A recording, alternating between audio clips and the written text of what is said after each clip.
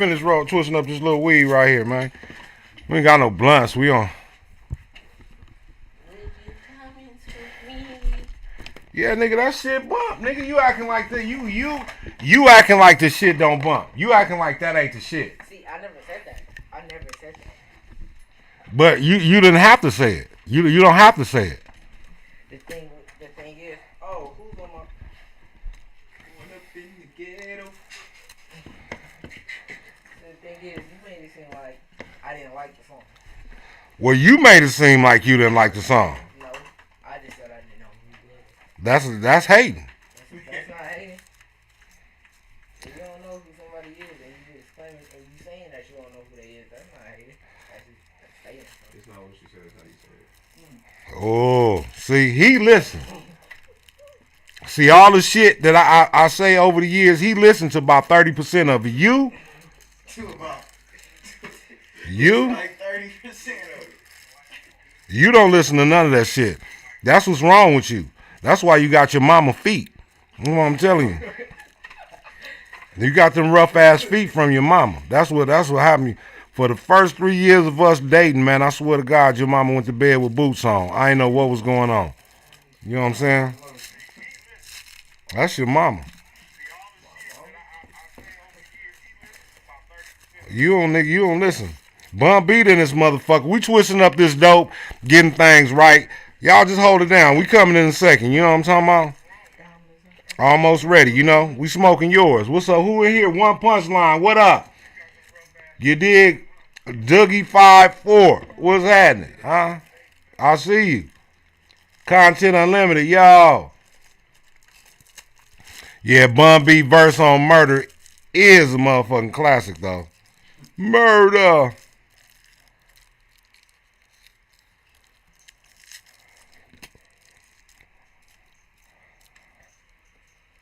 Here, nigga, him ugly, but him go.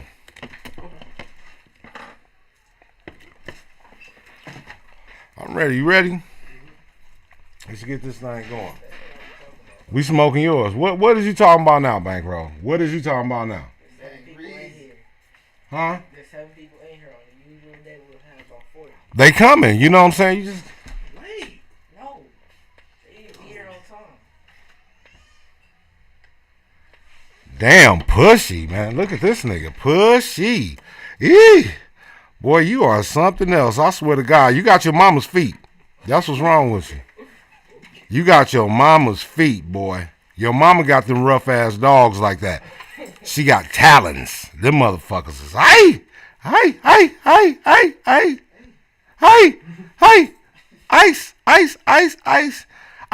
ice. When you see a female that got ass, you don't say ass, you say ice. She got that ice. Ice everywhere. You know what I'm talking about? Ice. She got that ice. Oh, that's that ice. Ice. Here go your extra joysticks, brother. Put them up. I think these yours. Ice. You ready? Let's do it.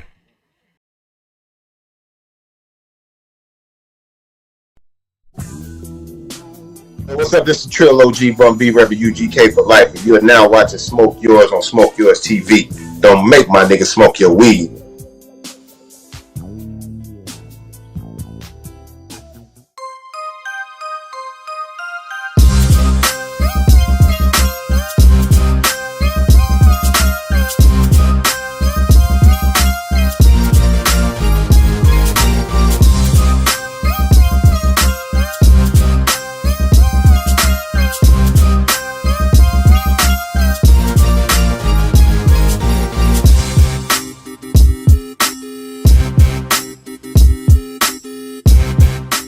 What's up? What it do? What it is, my good people? It's your main man, the Prime Minister of Pound Down, Mr. Everyday at 3 o'clock, Mr. Put It Down, even on a holiday when other motherfuckers feel like they can just kick back and don't do shit. He still work.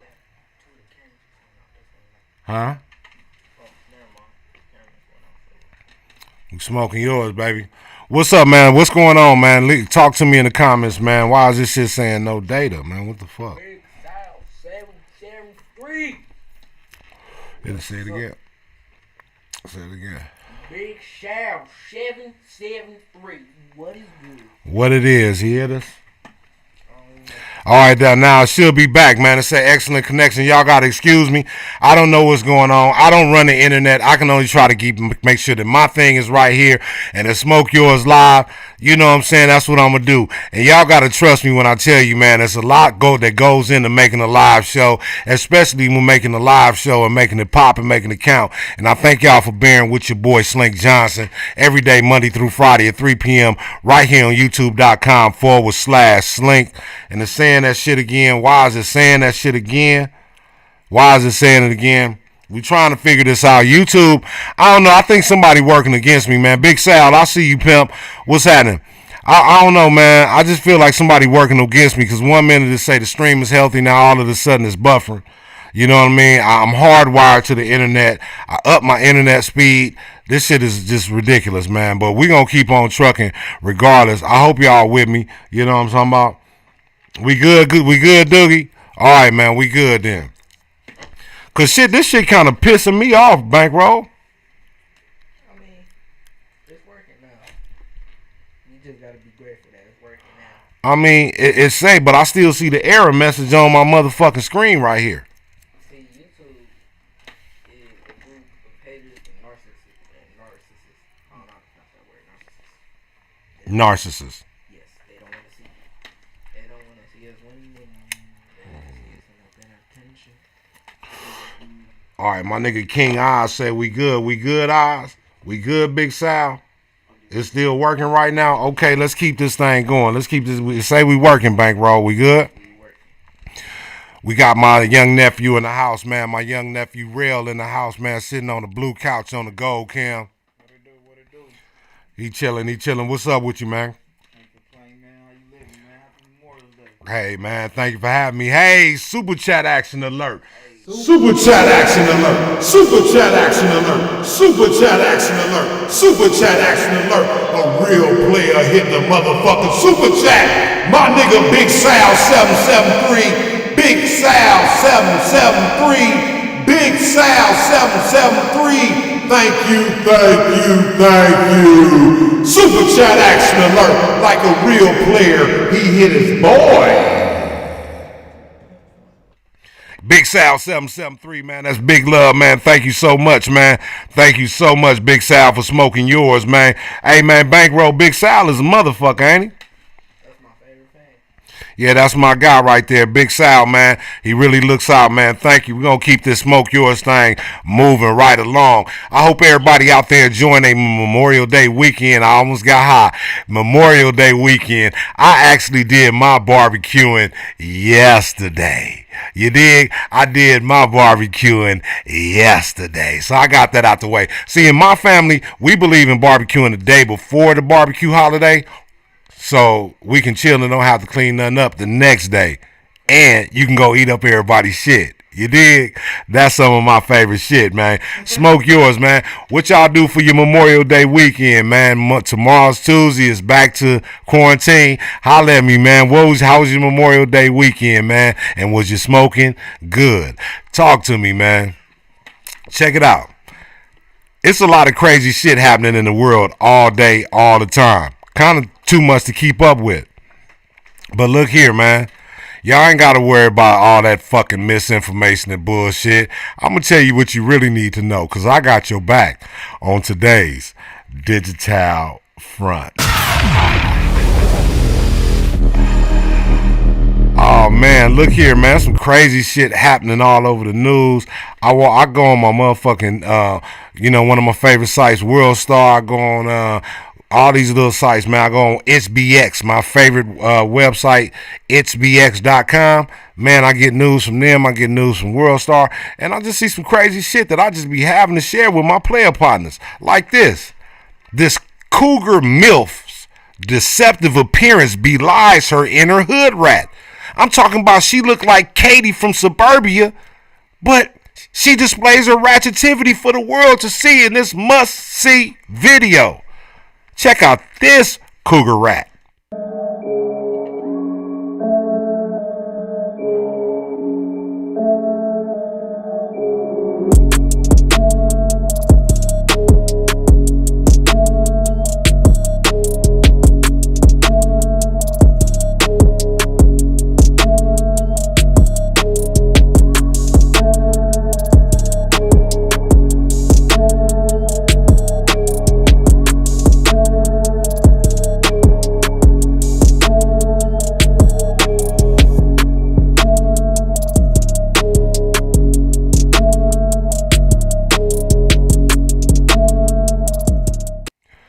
Now, if you peep her at first, you would think she was about to call the police on you for breathing air in her neighborhood.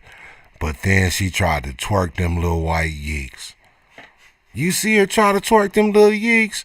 Them little cakes. Now, that's the type of bitch that'll buy a real nigga PS5. That's the type of bitch that'll let a real nigga fuck her credit up. That's the type of bitch that'll let a real nigga destroy her motherfucking car and her whole motherfucking relationship with her family. And I love that bitch. Shout out to the white bitches, man. Y'all keep y'all shit popping, baby. Niggas love you, man. There's an inmate out there about to parole very soon that's gonna fuck your life up. Fucking love her, man. Fucking inmates. Moving right along. We all play video games. I'm pretty sure if you're watching this right now, you play video games. We all play video games. You're familiar with Mortal Kombat, right? Mortal Kombat has always been a bomb-ass staple of a fighting game. But this shit is getting out of hand, man. These Mortal Kombat fatalities are pretty effing graphic. Look, my brother don't want no part of it.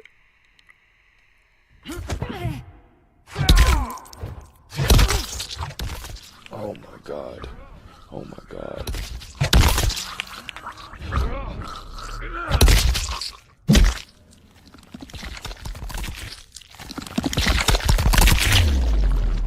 Oh no, I ain't messing with you. Oh no. Oh no, I'm not messing with you. Super chat action alert. Super chat action alert. Super chat action alert. Super chat action alert. $49.99 from a real player. I see you, Dark Gemini. I know who PlayStation Haven is, and you's a player in my book. Thank you for the 50 spot. Super chat action alert. Super chat action alert. $49.99 from the Dark Gemini. Thank you, thank you, thank you.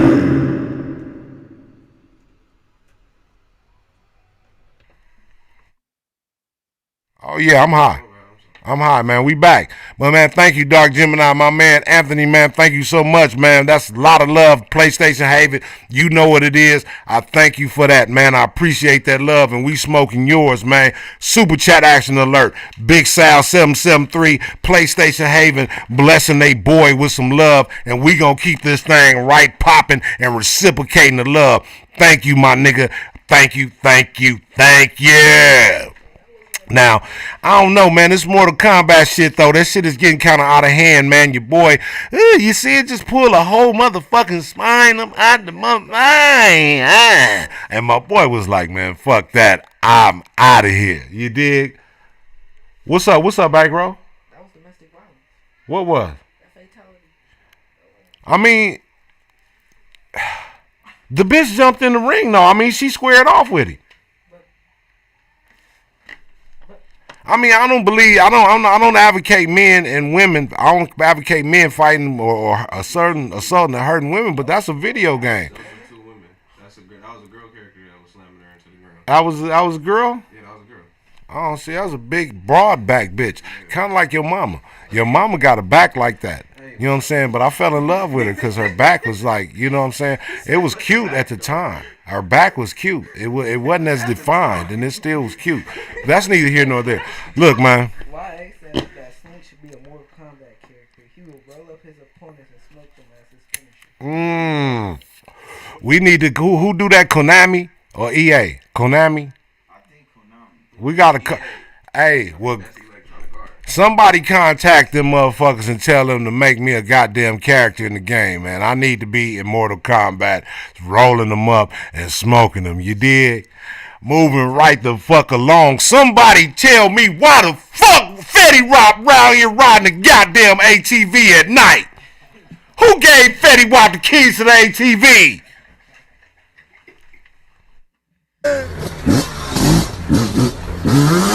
Here we go. Oh shit! Yo, la!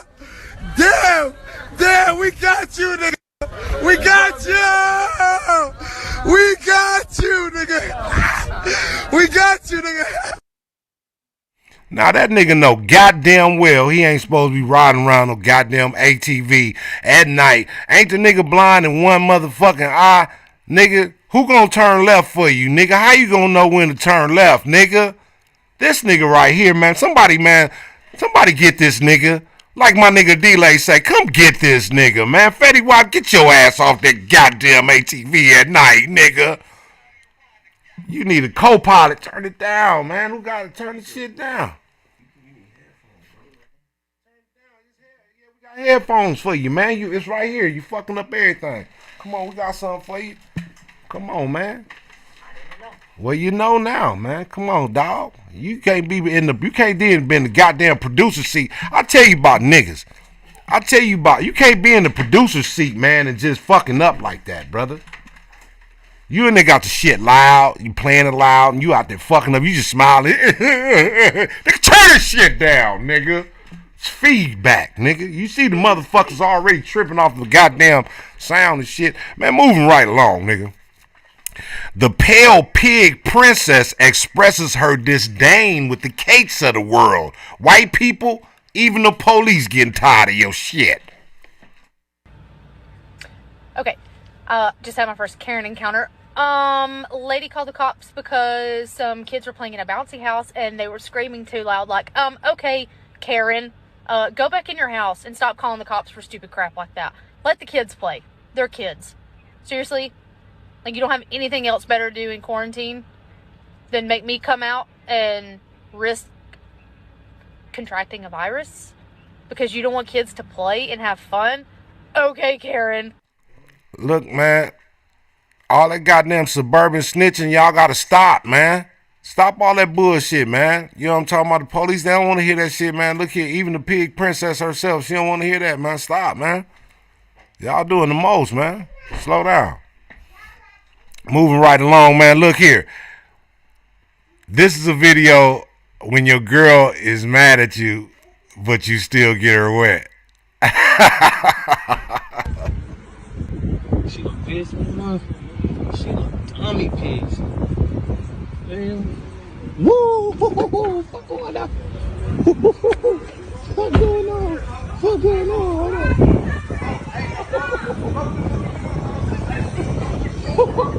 Hit the super chat. Damn!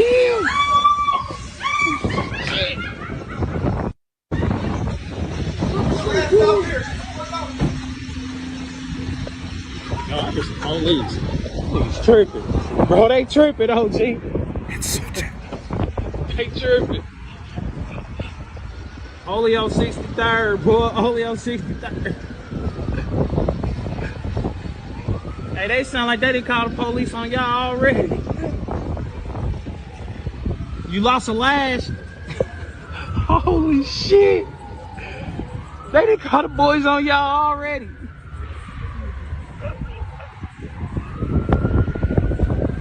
What happened?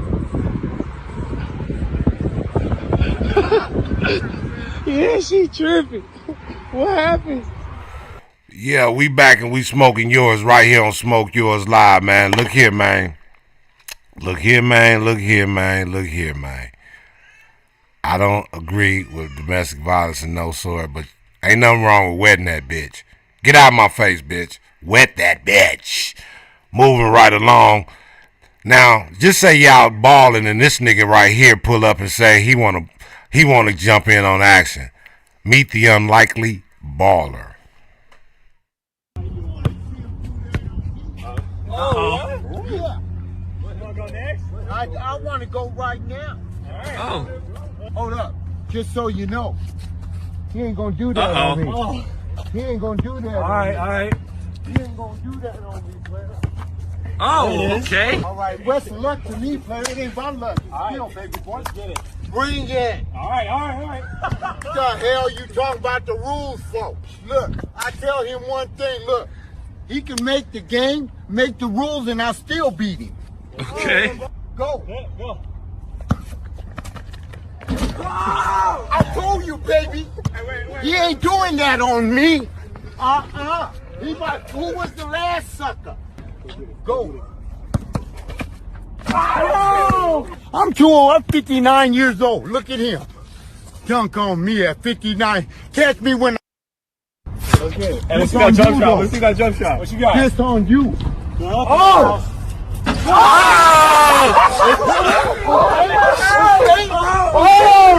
I thought you knew. Yes, guy. This guy. Oh, God. Bye, Felicia. I'm old school. You saw that. Put him in the league. That hook shot deserves a 20. Man, what you mean?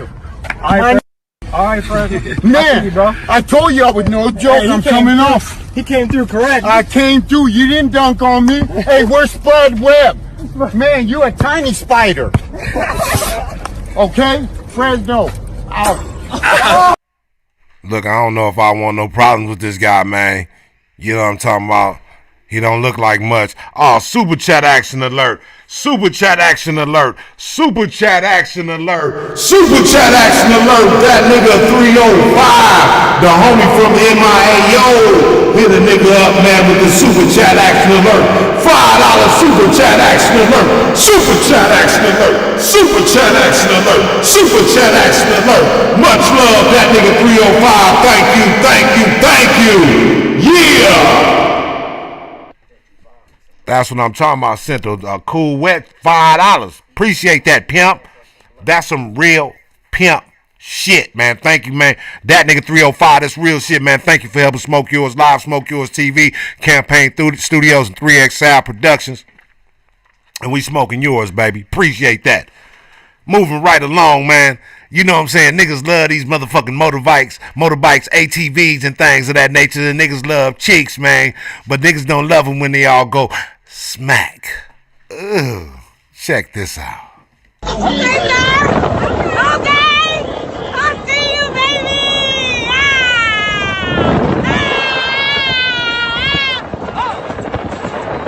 Oh my God.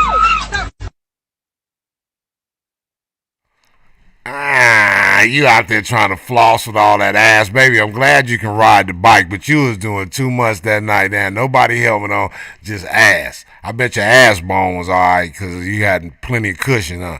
But that head probably hurt. Ew. If anybody know that girl, man, tell her, man, ooh, I said get well soon, or I hope she's well, and to get your ass off them bikes. Yikes. Now, they say dogs is a man's best friend, but sometimes dogs is your enemy, and they wolf shit on you right in the middle of traffic. Hey, this nigga right here act like he had problems. Rough, rough, rough, rough, rough, rough, nigga, rough, rough, rough, rough, rough, rough, rough, rough, rough. Yo, look here, man. Keep your motherfucking penitentiary ass, parolee ass dog in the car. Nigga look like he had a pack of Camels rolled up in his collar. This nigga right here is he's just ruffian ass dog. And this dumb ass nigga, you just arguing with the dog anyway. You just gonna argue with the dog, huh? I guess, nigga. I guess. Smoke yours, man. Smoke the fuck out of yours, but I guess. You dig? We back. Yeah, man, there's some crazy shit going on in the world. Sometimes it's too much to even keep up with, man. But don't even trip, man, because I got your back on today's Digital Front.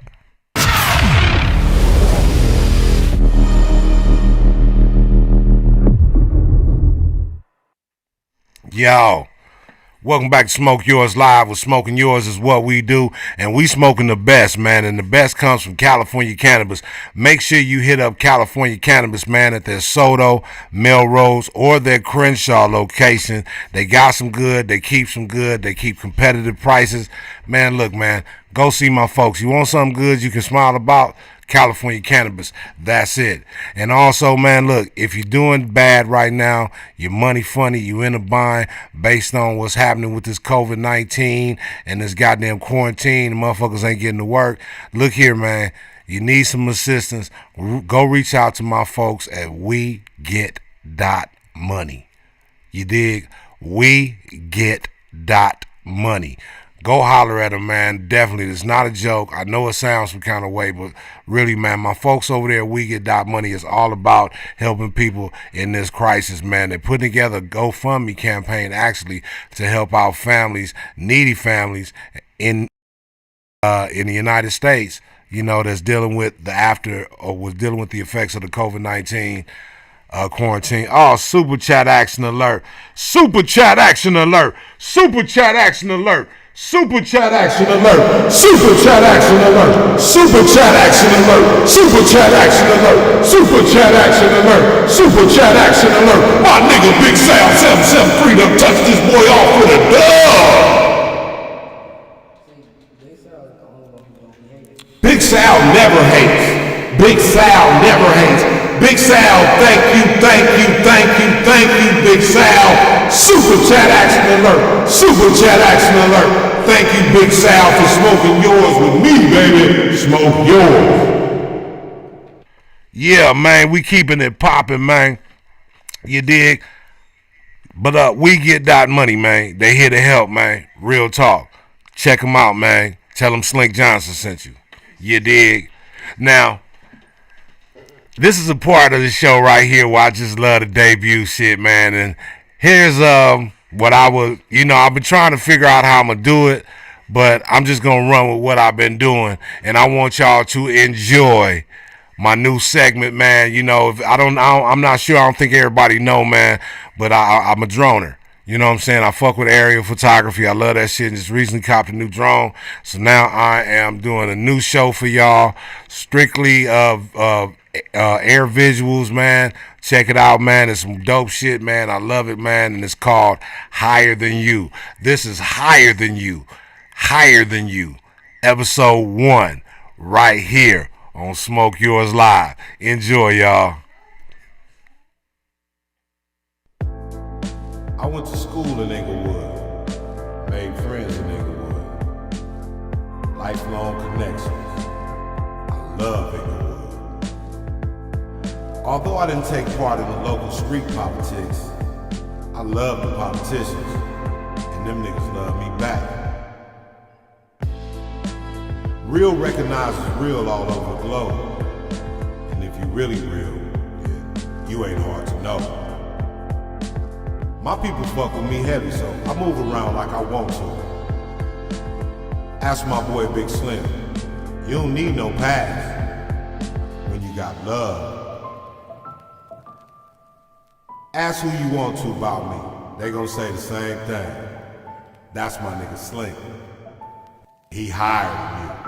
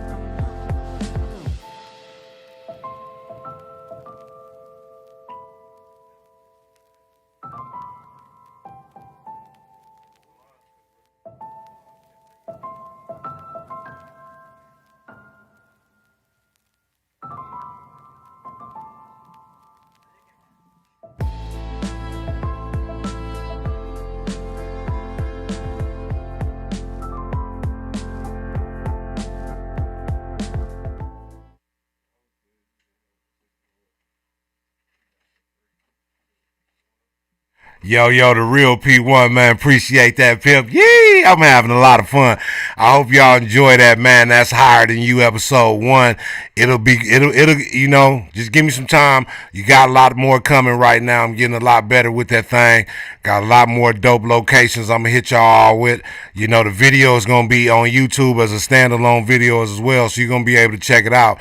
That's Higher Than You, man. Y'all share that thing, man. Fuck with your boy, man. We doing something different right here on SmokeYours Live. That's Higher Than You, man. You dig?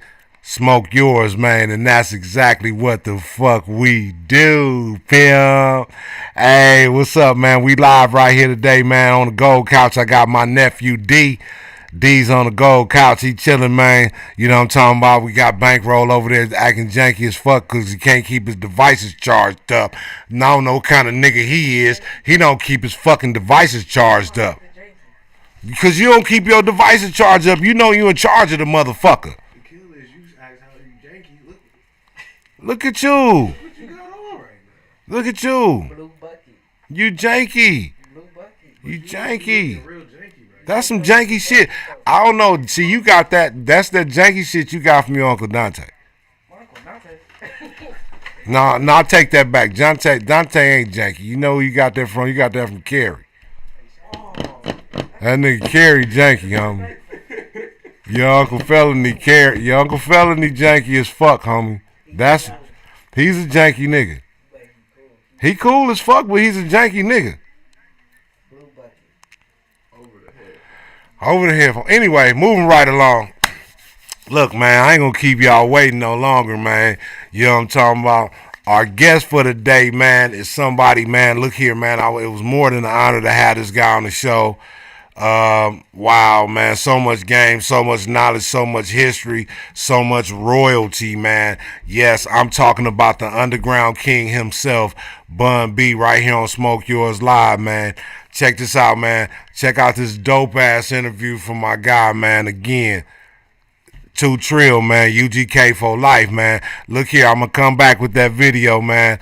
Check this out, man. I want y'all to stay tuned, because I'm excited, man. I'm excited. We'll be right back with Bun B on SmokeYours Live, you know? There are defining moments in everyone's life where you will have to make the decision of which direction you will go. The path you choose will determine your destination. This was my moment. Let him finish. The shit got real. Spit out the window while the car moving. Eventually that shit gonna get in your face. Let that shit go. Step into fucking reality. Cause ain't nobody gonna give a fuck if you dead but us. Give us some time on this, man. We need 24 hours to deal with it. Nigga, why it can change me? Nigga, a pig can change me. Nigga, can't nobody change me, nigga. Either you're in fucking jail or you're dead. You guys gotta leave that other shit alone, though. I'm a black man. So y'all might be wondering why she's corners too. For real though, homie. Big Papa came in here tripping and said, one of you niggas shot.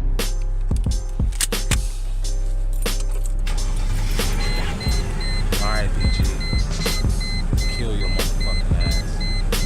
Though no one can predict how or when they'll go, the choices you make when that moment comes defines your destination. What will you choose in your moment?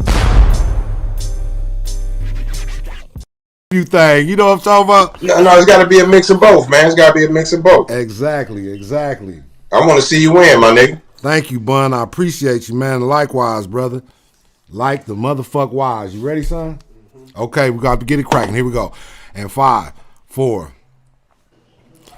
Just like I said, it gets Trill right here on SmokeYours Live, and today it couldn't get no Triller. Because I have the motherfucking originator of Trill right here on SmokeYours. Well, one half of the original Trill twins, nigga.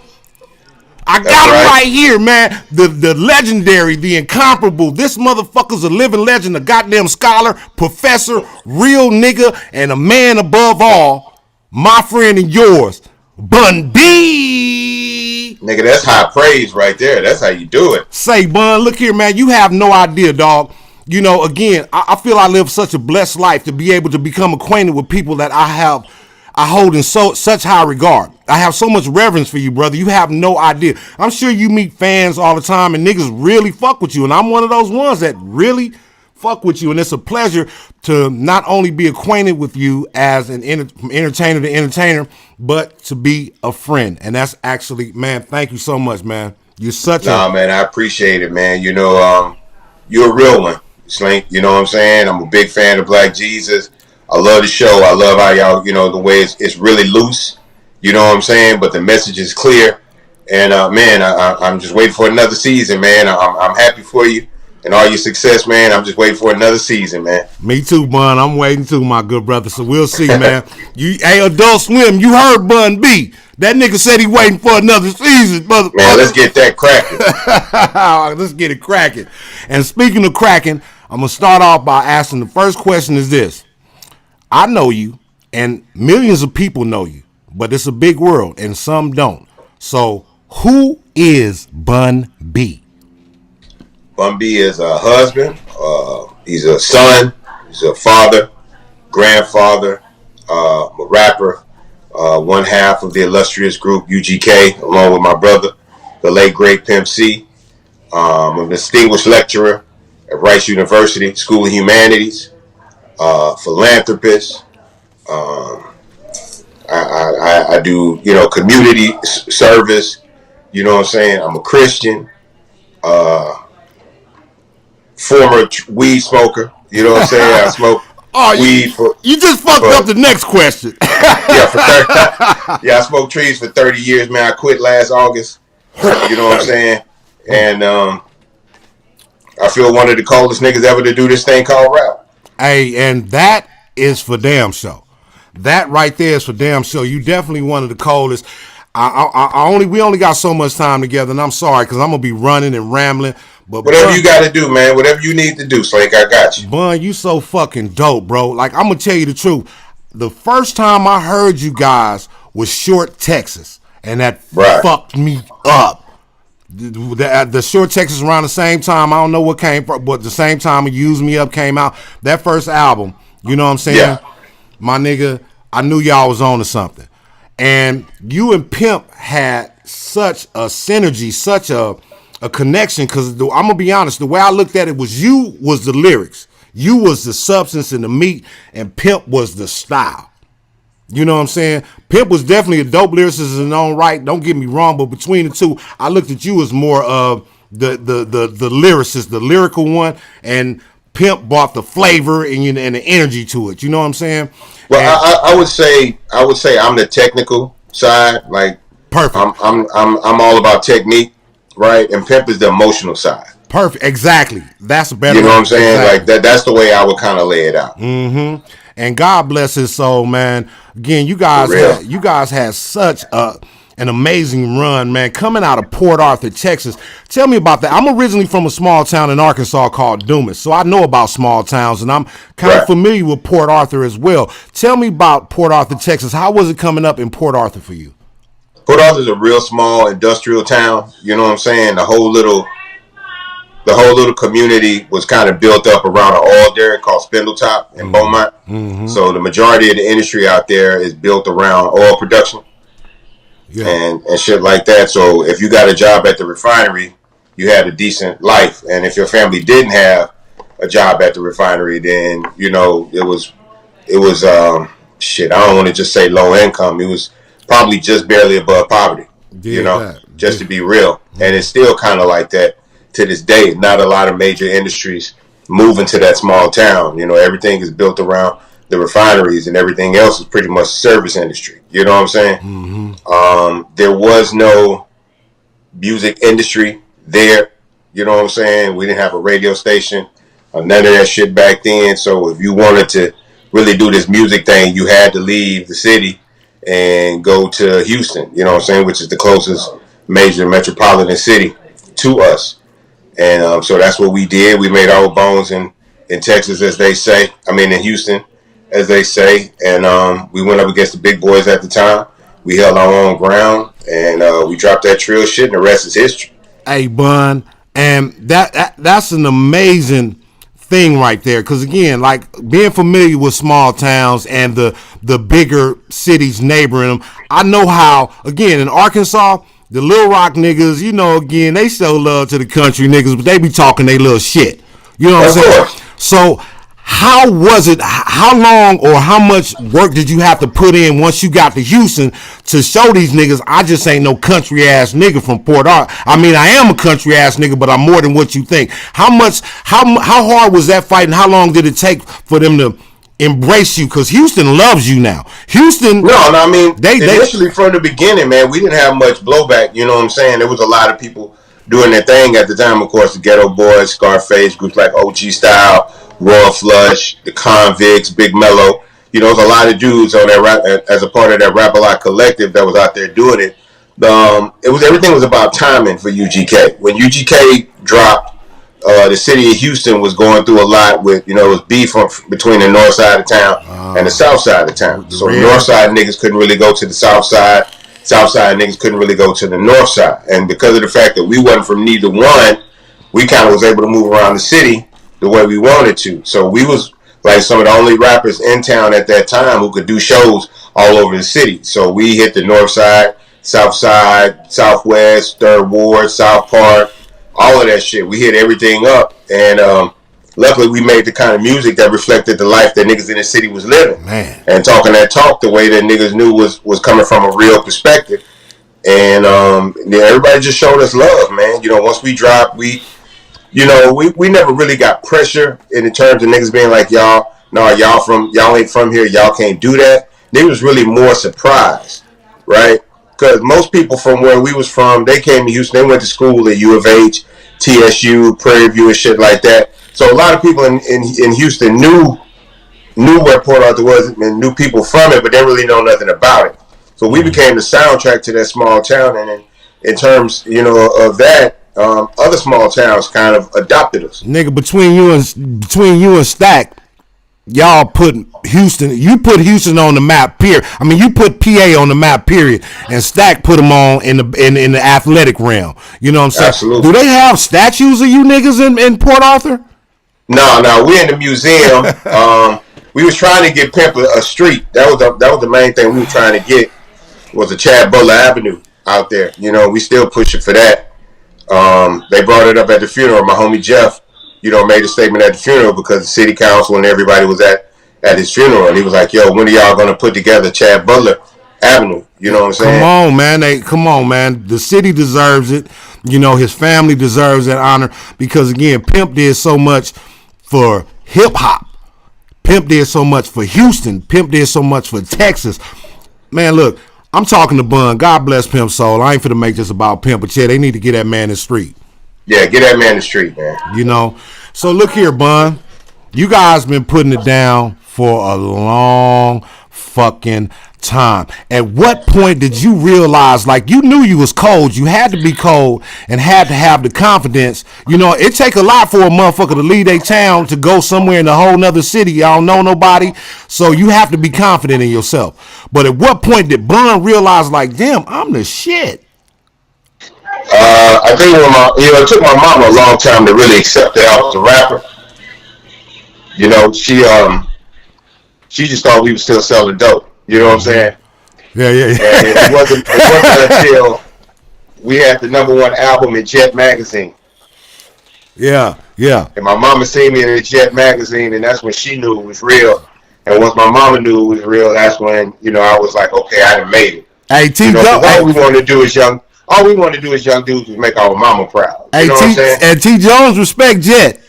T. Jones respect that. She saw the Jet Magazine, and it was #1. Mm-hmm. And she was like, y'all really some rappers then. You know what I'm saying? Like, she finally got it. It all added up. Because for a long time, it didn't really add up to her. You know what I'm saying? Yeah. Because, your family sees it different. They know you personally, and they see it different, and they don't have your eyes. So when you out seeing these things, and even when they with you and they see it, they don't quite comprehend the magnitude of what's going on.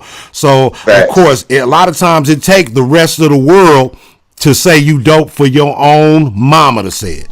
You know what I'm saying? Well, she know you dope. She know you dope, but she know you legitimate. Oh, he real. Yeah. Well, the problem is that, I got 3 older brothers. You know what I'm saying? And at one point, all of them was locked up. You know what I'm saying? It's only ever been maybe 2 of us out at the same time. Right now, everybody is home, so it's different for her. She got all of us home. But when I was coming up, at least 2 of my brothers were locked up at all times. You know what I'm saying? Yeah. And so for her, me telling her I wasn't going to go to college and I was going to be a rapper, that was me basically saying I was going to be a criminal and I was going to be another one of her children go to jail. And I'm the youngest. Yeah. Right? So a lot of my mama's dreams and aspirations for her children kind of rested on my shoulders. You know what I'm saying? And I'm I tried to convince her that's not my plan, you know what I'm saying? But Port Arthur's a small town, and so people talk, and people start telling my mama I was hanging on certain sides of town and shit, in front of certain houses and shit, selling dope, like just crazy shit. Niggas told my mom, and people in beauty shops and shit talking around town. But I just wanted to prove that one, that I wasn't lying about what we was doing, but then two, also be successful enough at it to be able to take care of her and anybody else in my life I felt responsible for. As you should. Can I share some unsolicited information with you? I'd love to. The critics always applaud Riding Dirty as one of UGK's magnum opus. Right. I say it's Dirty Money. I was fucking with Dirty Money. You know what? I'm gonna tell you something. I've been doing this DJ thing on the weekends, right? Called Club Trill. Yeah. And one day I did like 4 hours of UGK, and I just thought, I played a lot of songs from every album. And obviously everybody gravitates towards Dirty Money. Riding Dirty, because it's got One Day on there. You know what I'm saying? It's got Murder on there. You know what I'm saying? Diamonds and Wood. A lot of these quintessential songs that really define a time in the city, right? In this part of the world. But Dirty Money, like lyrically, I was going for mine on that motherfucker. I came in front. Man, Bun, look. Oh, I forgot. The coldest shit ever. The coldest shit ever. They call it bag music. So I bought a hefty, trying to get right in this bitch, so call me Lucky Lefty. My brother Pimp gone, R.I.P., so now it's just me. Nigga, what was you thinking about when you wrote bag? Look, that's the one look, you make all your shit be dope. I tell you, never fail. Like, you, Ice Cube, Busta Rhymes, are three people I can think off top that you're never going to hear them weak. I've never heard you three niggas and Face. Four, I've never heard you niggas come weak. I'm going to find some enjoyment out of any motherfucking verse or project you do. However, that fucking bag money, that fucking bag music, man, what was the inspiration behind that? Well, I think at the end of the day, for me, it's really about the reality of this world we live in, right? I lost a lot of homies along the way, a lot of people I love, and you never really know when it's your time. So every time I write a rhyme, I write it as if it's gonna be the last things niggas hear from me. Mm-hmm. You know what I'm saying? So I try to put everything into it as I can within them little 12 or 16 bars, right? I try to give you a. I don't know what just happened. You try to give me a what? I always try to give you a picture of me, and I always try to make sure that every time I write a rhyme, that's the way I want you to remember me. My nigga, and look, your pictures are so vivid, dog. Look here, man. That whole no mixtape, pants on the ground, that fucked me up. I listen, nigga. I'm telling you, I listen. That no mixtape is go. All that shit go. But anyway, back to this interview. Bun B, 30 years in the game. College lecturer. What is that dynamic like? Again, you coming in as a rapper, and now you've made quite an impression on the world as being a very articulate, very intelligent, a very well-speaking young man. You did?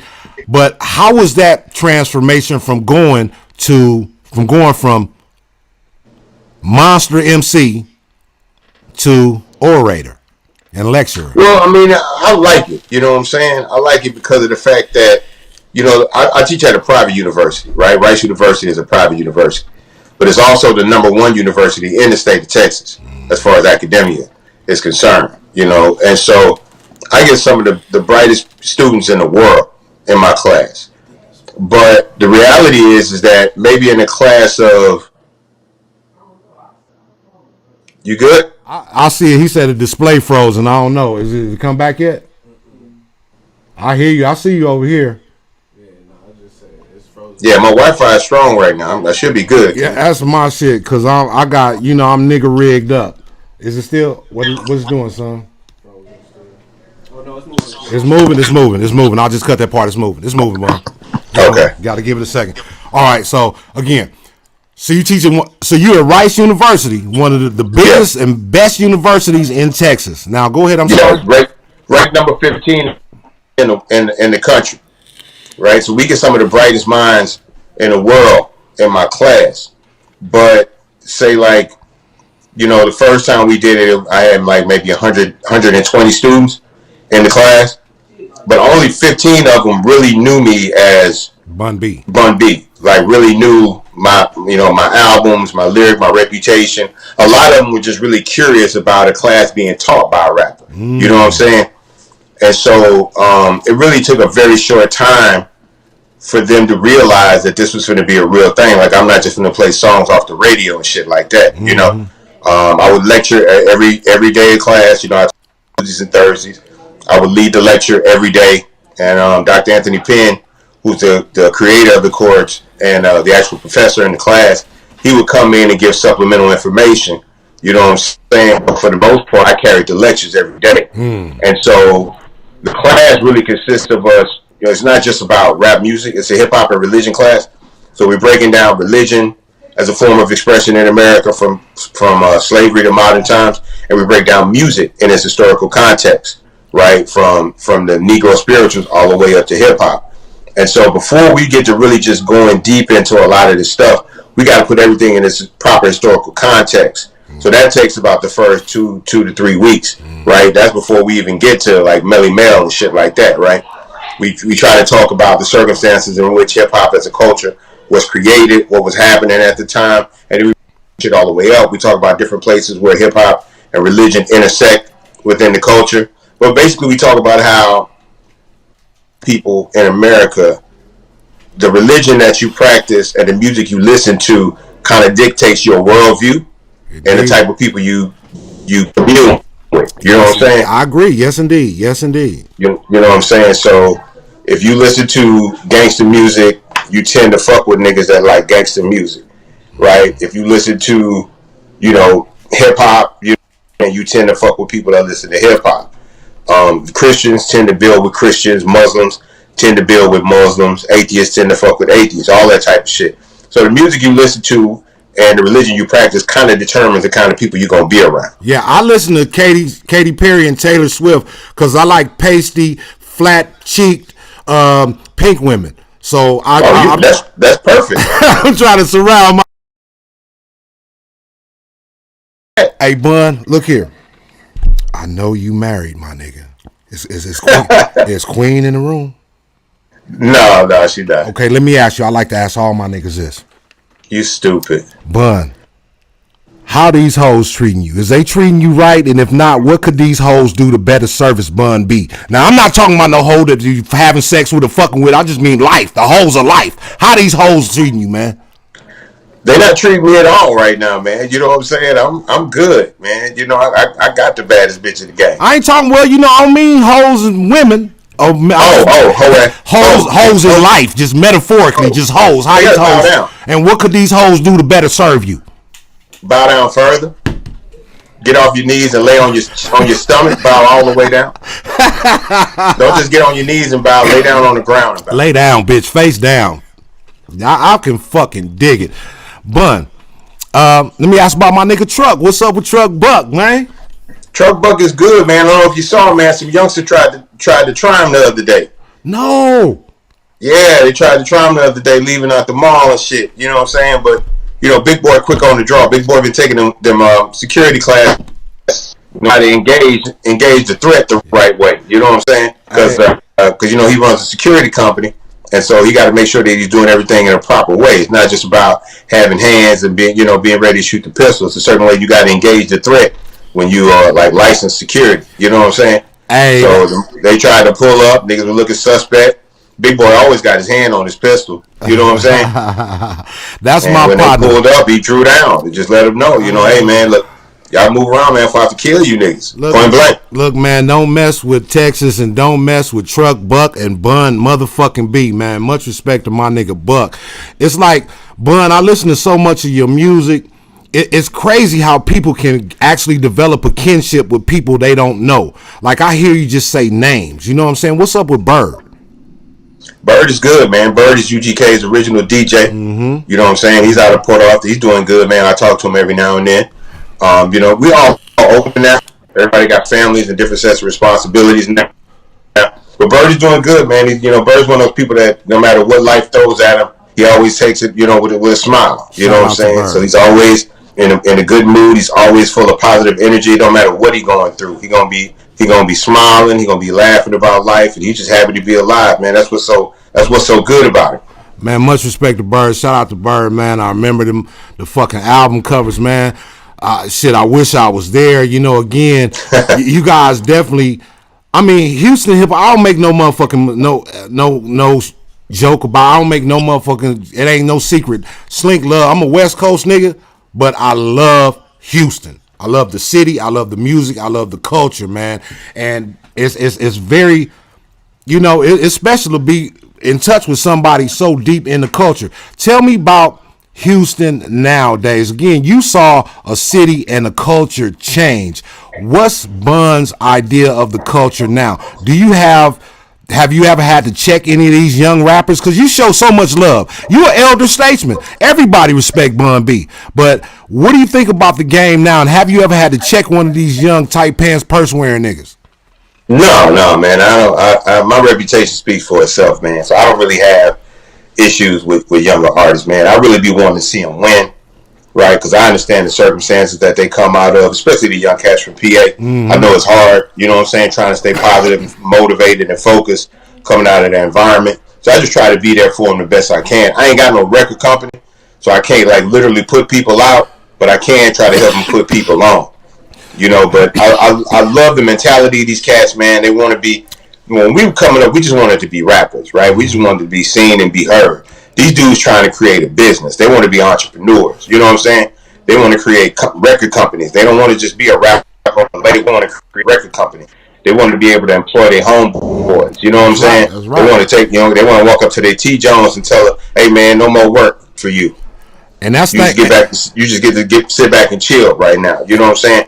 And so a lot of the younger artists, man, they come to me for game, but lately it ain't really even been a lot about music shit. It's about the balance between music and the real world. You know what I'm saying? So when the relationship with their baby mamas, you know what I'm saying, if they ain't together, relationship with their girl when they get ready to get engaged and get married, you know what I'm saying? Shit like that. Just real world scenarios. Like a big question that a lot of them have is when should I stop working my day job and give everything to this rap? You know what I'm saying? Yeah. That's a big problem. And I tell them, I say, look, if you got a job, man, stall out that pride shit. You know what I'm saying? Because if you got a woman or kids or people that you're responsible for, until music can handle that part of your life, keep working. You know what I'm saying? Keep working. That's a dope ass point, because I was just about to ask you what advice would you give young artists right today? And I say that because I was just telling somebody, I did another podcast with somebody earlier. I was on their show, and they asked me, and I told them consistency. You have to keep doing what you're doing, but at the same time, because in my tenure as a rapper, you know what I'm saying, I threw everything into that. But what I failed to do was get that job. When my mom was telling me, go down there and get you a job, you can still do what you want to do. It's just about time management. So I tell youngsters all the time, look, stay on your craft hard, nigga, but if you need to work at Taco Bell in the meantime, do that, because you need stuff. When you are happy, you're gonna make your best material. You're gonna make your best shit. When you ain't hungry, you got the shoes you want to wear, you looking like you want, and rap ain't giving it to you, so you're gonna have to get the job. What's your advice for up and coming rappers? I'm sorry. I always ask them this question: are you chasing your dream, or are you running from your reality? Oh, say it one more time. I tell them, man, are you chasing your dream, or are you running from your reality? And that kind of put everything into perspective for them. You know what I'm saying? Because a lot of times they feel like when they trying to be a rapper, I can't do this, I can't rap, I can't let them see me at work and all that shit. Man, you're not nobody yet. You know what I'm saying? Right. So until you get a job that pay you better than the job you got, you better hold on to that motherfucker. Yeah, everybody on your block could know you got bars, but it's a whole big world outside of this block. You know Absolutely. what I'm saying? And you know what I'm saying? You ain't got nothing to prove to nobody but yourself. So listening to other niggas' opinions about you, I had a lot of people tell me I wasn't gonna make it. A lot of people told me and Pimp we wasn't gonna make it. You know what I'm saying? Man. And 30 years. Very, very few people believed in what we saw for ourselves. You know what I'm saying? And here you are 30 years later. Crazy. It's crazy. If I'd have listened to what people told me, man, I'd probably still be working in my homeboy restaurant right now, dropping off plate lunches and shit. Bun B, who are some of Bun B's favorite artists in hip hop? Man, how much time we got? Okay. From the earliest days.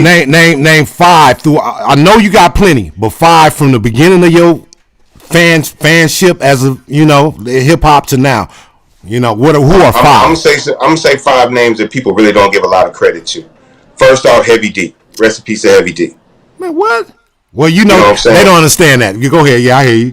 Because I'm a big boy, right? Yeah. So having positive role models that were comfortable in their skin was a big deal for me coming up as a fat kid. You know, Heavy D was jeans and all that. Heavy D was Biggie before Biggie, and speaking on your fatness, I was going to touch on that. You slimmed down a lot over the years, bud. I brought it down. My heaviest I was 235. I'm around 335. I'm around 235 right now, so I'm in pretty good shape. Congratulations. You know what I'm saying? But Heavy D, Chubb Rock. Same thing. Oh yeah, back on the scene, back up to the big, yeah, Chubb. Yeah. Definitely Chubb Rock. X Clan. Oh yeah, brother J. Mm-hmm. You know what I'm saying? Most people don't give him credit. He had a very, very ill flow. Poor Righteous Teachers. Oh man, look here, rock this funky joint. Man, them dudes was real. They were deep, but they had real talent. But it took me a while to really decipher everything that they was really speaking to. You know what I'm saying? And then probably number 5, to me, one of the most underrated MCs of all time. When he was in his zone, couldn't nobody fuck with him, man. Lord Finesse. Oh yeah, another one, early 90s, definitely laid the blueprint again, and a lot of niggas took from him. A lot of niggas took from all them people you spoke of, and yeah, man, for sure. Especially Lord Finesse, right? He was the king of the punchline. Like that's where people like Big L come from, and you know what I'm saying? From that engagement, that level of lyricism, and then of course the Juice Crew. You know, honorable mention to the Juice Crew. You know, Craig G, Master Ace, Coogee Rap, Big Daddy Kane, Molly Mall. You know, just the Symphony. You know, the Symphony was one of those records that you heard when you were young, and you was like, man, I want my records to feel like that. One of the coldest posse records ever. Dictated what a posse record was for the rest of hip hop's entirety. You know what I'm saying? That's a deal. Bun, who's next up? According as far as you see, who's next up? That's a good question, man. In the city of Houston right now, we got a lot of momentum behind Maxo Cream. Oh yeah, Young Sauce Walker. Yeah, Young Sauce Walker. You know what I'm saying? The young homies Dice Soho, Trill Sammy, Don Tolliver. Out of PA, GP, represented 4-5, PA Youngin, B Lean, Young Hees, my homeboy, he's a Leo's son. Yeah. These are dudes that not only got the talent, but they got the drive and initiative. You know what I'm saying? Yeah. They out here trying to get it. They're not really trying to ask nobody for nothing. You know what I'm saying? They humble with it, but they serious about it. You know? Yeah, and that's all I can really ask for young niggas that's trying to do it nowadays, man. Just, stay in your place, stay out of pocket. You know what I'm saying? Make sure you're not out of pocket as you move through these streets. And just keep it 100 with yourself. If you don't walk out the door feeling 100% about who you are, you're in the house. I heard the fuck. Don't ever go outside on some maybe shit or I don't know. I ain't saying don't take risks, but you better be if you put your life, your career, and your future on the line, you better be 100% about the confidence that you bring into it. So that way, if you don't make it, at least you know you gave it your motherfucking best. Man, that's why you the OG. That's why you the OG. That's why, again, me and you, we not too far from age, but I can just sit down and listen to you, nigga. You like Obi-Wan Kenobi, and I'm like a young ass Anakin, nigga. Like, what's up, nigga? Let's fly. You know what I'm saying? But I've always been a nigga, Slink, that tried to be honest to himself, right? Because people in the world will lie to you all day, every day. So for me, I always had to be honest with myself. I ain't the prettiest nigga. I ain't the flyest nigga and nothing that, but I'm trying to be the realest nigga. You know what I'm saying? So they can win all them they can win the clothes game, the car game, the jewelry game. They can win all of that shit. They gonna lap me on all that shit. But when it comes to being real, I'm gonna leave them niggas in the dust. I like that. I pride myself on that as well. That's something that I like to carry. You know what I'm saying? People approach me all the time. They be getting at me,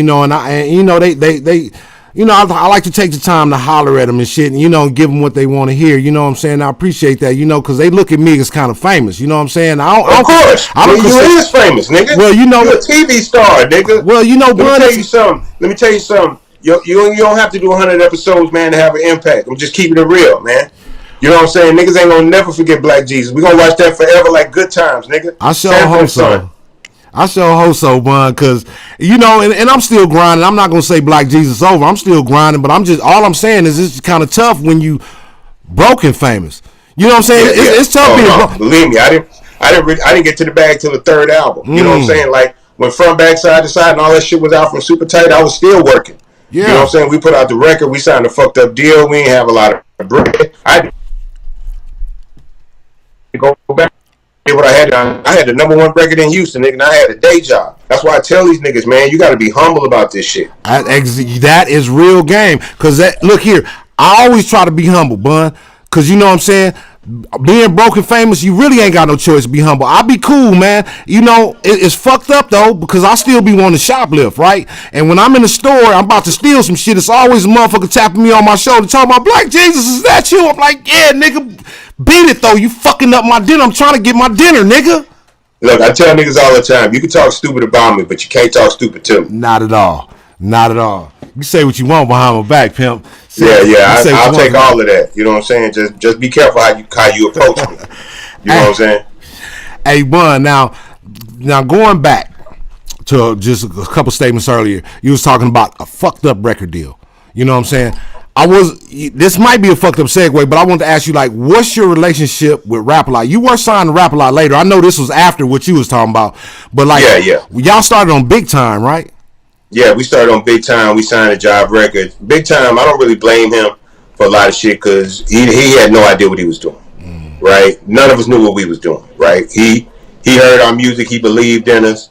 We all kind of got together. It took the group, a group effort to even get that shit off the ground because none of us knew nothing about pressing our music up, getting it distributed, getting it on the radio. Nobody knew nothing. And by the grace of God, we ended up selling 50,000 copies in 3 months and signed a major record deal. You know what I'm saying? But we had no real idea of what we was getting ourselves into. We weren't educated about the business. We just wanted to put a record out. You know what I'm saying? And so I don't really blame Big Time for a lot of shit. He was young. The nigga that put us out was only about 3-4 years older than me. You know what I'm saying? Nigga was barely older than me. So we both kind of, learned a lot about the game and mistakes. And then when we signed at a big record company, we definitely didn't have the information that we needed to go toe-to-toe with a major record company. You know what I'm saying? But by the time I get to Rap-A-Lot with Lil J, because of Lil J, I understand the music business a lot better than I did then, and so by the time we get to Lil J and Rap-A-Lot Records, I know everything I need to know. For the most part, I just needed a partner, right? Because Pimp was locked up, and Jive they didn't believe in me enough to, as a solo artist, to do a deal with me. So I went to Jay Prince. Jay Prince believed in me. He knew my work ethic. He knew my talent, and he knew my hustle. You know what I'm saying? And so we went half and half on it. I ain't take no money up front. I ain't want no car, no house, none of that shit. I just wanted opportunity to bring everything I had to the table. He bring it to the table. We covered the expenses together, and we bust everything down the middle.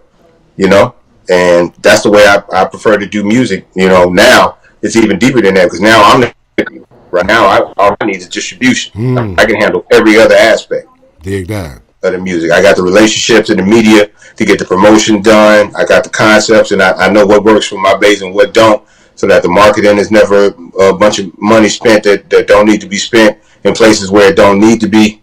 And, man, we just give it straight to the people now. We just give it straight to the people. But, yeah, if it wouldn't have been for Jay Prince and Rap-A-Lot Records, I don't know if I would have made it this far. Man, that's the company that helped keep me going, and because of me still being out there, I was able to keep my brother's name out there. So when he came home, he had something to come home to, not just some bread, which obviously I put bread in his pocket, but he still had a career. He still had his name in these streets. Man, look here, homie, and look, my nigga, I don't really do this much. I'm gonna take my shit off and salute you, nigga, because what you did for Pimp, I don't care. Like, again, I watch, I listen, and I hear little bullshit, but I know over what I see, what I seen you doing for Pimp when he was down.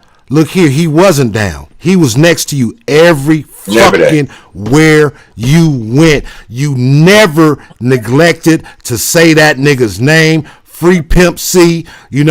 Man, look here, homie. More of us need homies like you. I had to take my hat and my glasses off to tell you that. But more of us need homies like that, man. Now, look, we brothers, man. So, sometimes we fought. We ain't see eye to eye all the time. But we kept a lot of that shit between us. Exactly. We haven't put our business in the street.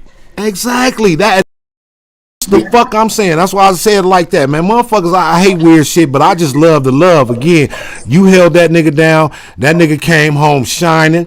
You know what I'm talking about? You kept the buzz going. You could have turned it to a Bun B thing, but it stayed UGK. And just, I don't move like that. I would never turn my back on that man at his worst time. Man. At his lowest moment. That's when your homie's supposed to step up. That's real nigga shit, man, and I love you for that, man. I'll tell you myself, I love you for that, man. That's real nigga shit. I appreciate it. You know what I'm saying? Because I got 2 sons, and them niggas won't do shit for me. I asked a nigga to go give me a cup of water. I'm over here lips chapped and shit, emaciated. I'm in the middle of the goddamn foyer, about to fucking die. Give me some water. That nigga said, swallow your spit, nigga. Get your motherfucking ass out of my house. Man, fuck these kids, boy. You got kids? I got 2 kids and I got 6 grandkids. You like them? I love them. I don't like them all the time, but I love them. Love is unconditional. Like come with circumstances. Love is unconditional. I don't say it too loud. I love these niggas, man. But fuck these niggas, man. I swear to God, man. Fuck them kids. I tell my oldest son all the time, nigga, if it wasn't for the fact that your mom was making meatloaf that night, nigga, you wouldn't even be alive. Nigga, I had that Mad 95. I was on my way home. I had some weed. She called me talking about I'm cooking meatloaf out of U-turn. Now, next thing you know, 24 years later, I got a fucking nigga that I love. What the fuck I look like loving a nigga, Bun? I'm a Crip. Nigga, I'm supposed to be out here shooting niggas and selling dope and riding spinners. This nigga got me caring about him and shit, making peanut butter and jelly sandwiches and pillow fortresses. I ain't been another. If you gonna be a Crip, nigga, be an Ice Cube Crip. Oh yes, that's the kind I am. Though, are we there yet? yeah. If you gonna be a Crip, nigga, then live up to your full Crip potential. And that's the whole thing. I talk all that hard shit, and I don't think a lot of people always get it. And it ain't for them. But if you're listening right now, I be liking to let people know that underneath all the braggadocious statements and bravado and ignorance, I'm a dude that like to do all kinds of shit. You know what I'm saying? And my point is, it's more to a person than a title. You know what I'm saying? It's some Crips out there that fucking doing heart surgery right now. It's some Crips on the clergy. Don't ever let where you at determine where you go. Never. You know what I'm saying? Ever. You know what I'm saying? We can all outgrow our circumstances, right? We'll never stop being the nigga where we from, but we can make that nigga mean a lot more than he did. Hello. Y'all heard what Bun B said out there on YouTube. Y'all need to hit the super chat. Bun, tell them to hit the super chat, please. Hit the super chat, nigga. Hit the super chat right now, man. We ain't dropping nothing but gems out here, man. Man, this the OG. And speaking of gems, Bun, look, what would Bun 2020 tell Bun, the Bun of the day that Too Hard to Swallow dropped?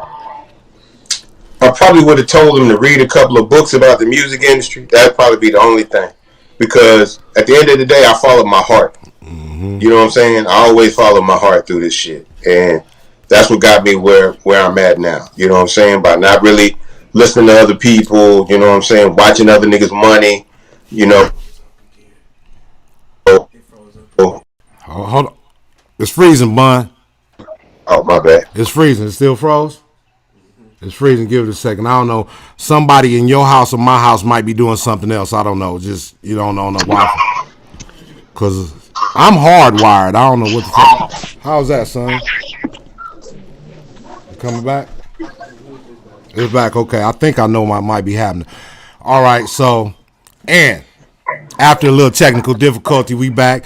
So, Bun, my nigga, one of the most dynamic, diverse, most revered MCs in the world. Work with damn near everybody. Who haven't you worked with that you want to work with, Bun? Probably Drake. That's it. That's it. I've worked with everybody else. Dre is probably the only producer in the game that's left for me to work with. Because I worked with Quick. Quick was one of the last ones I really wanted to work with. I came up during that era when Quick was just the truth. Like Quick was the shit, you know. That's my nigga. He still is. Yeah, but definitely, yeah. You know what I'm saying? I mean, when he was on the top of but his yeah, probably Dre as a producer, and the only rapper left is Eminem.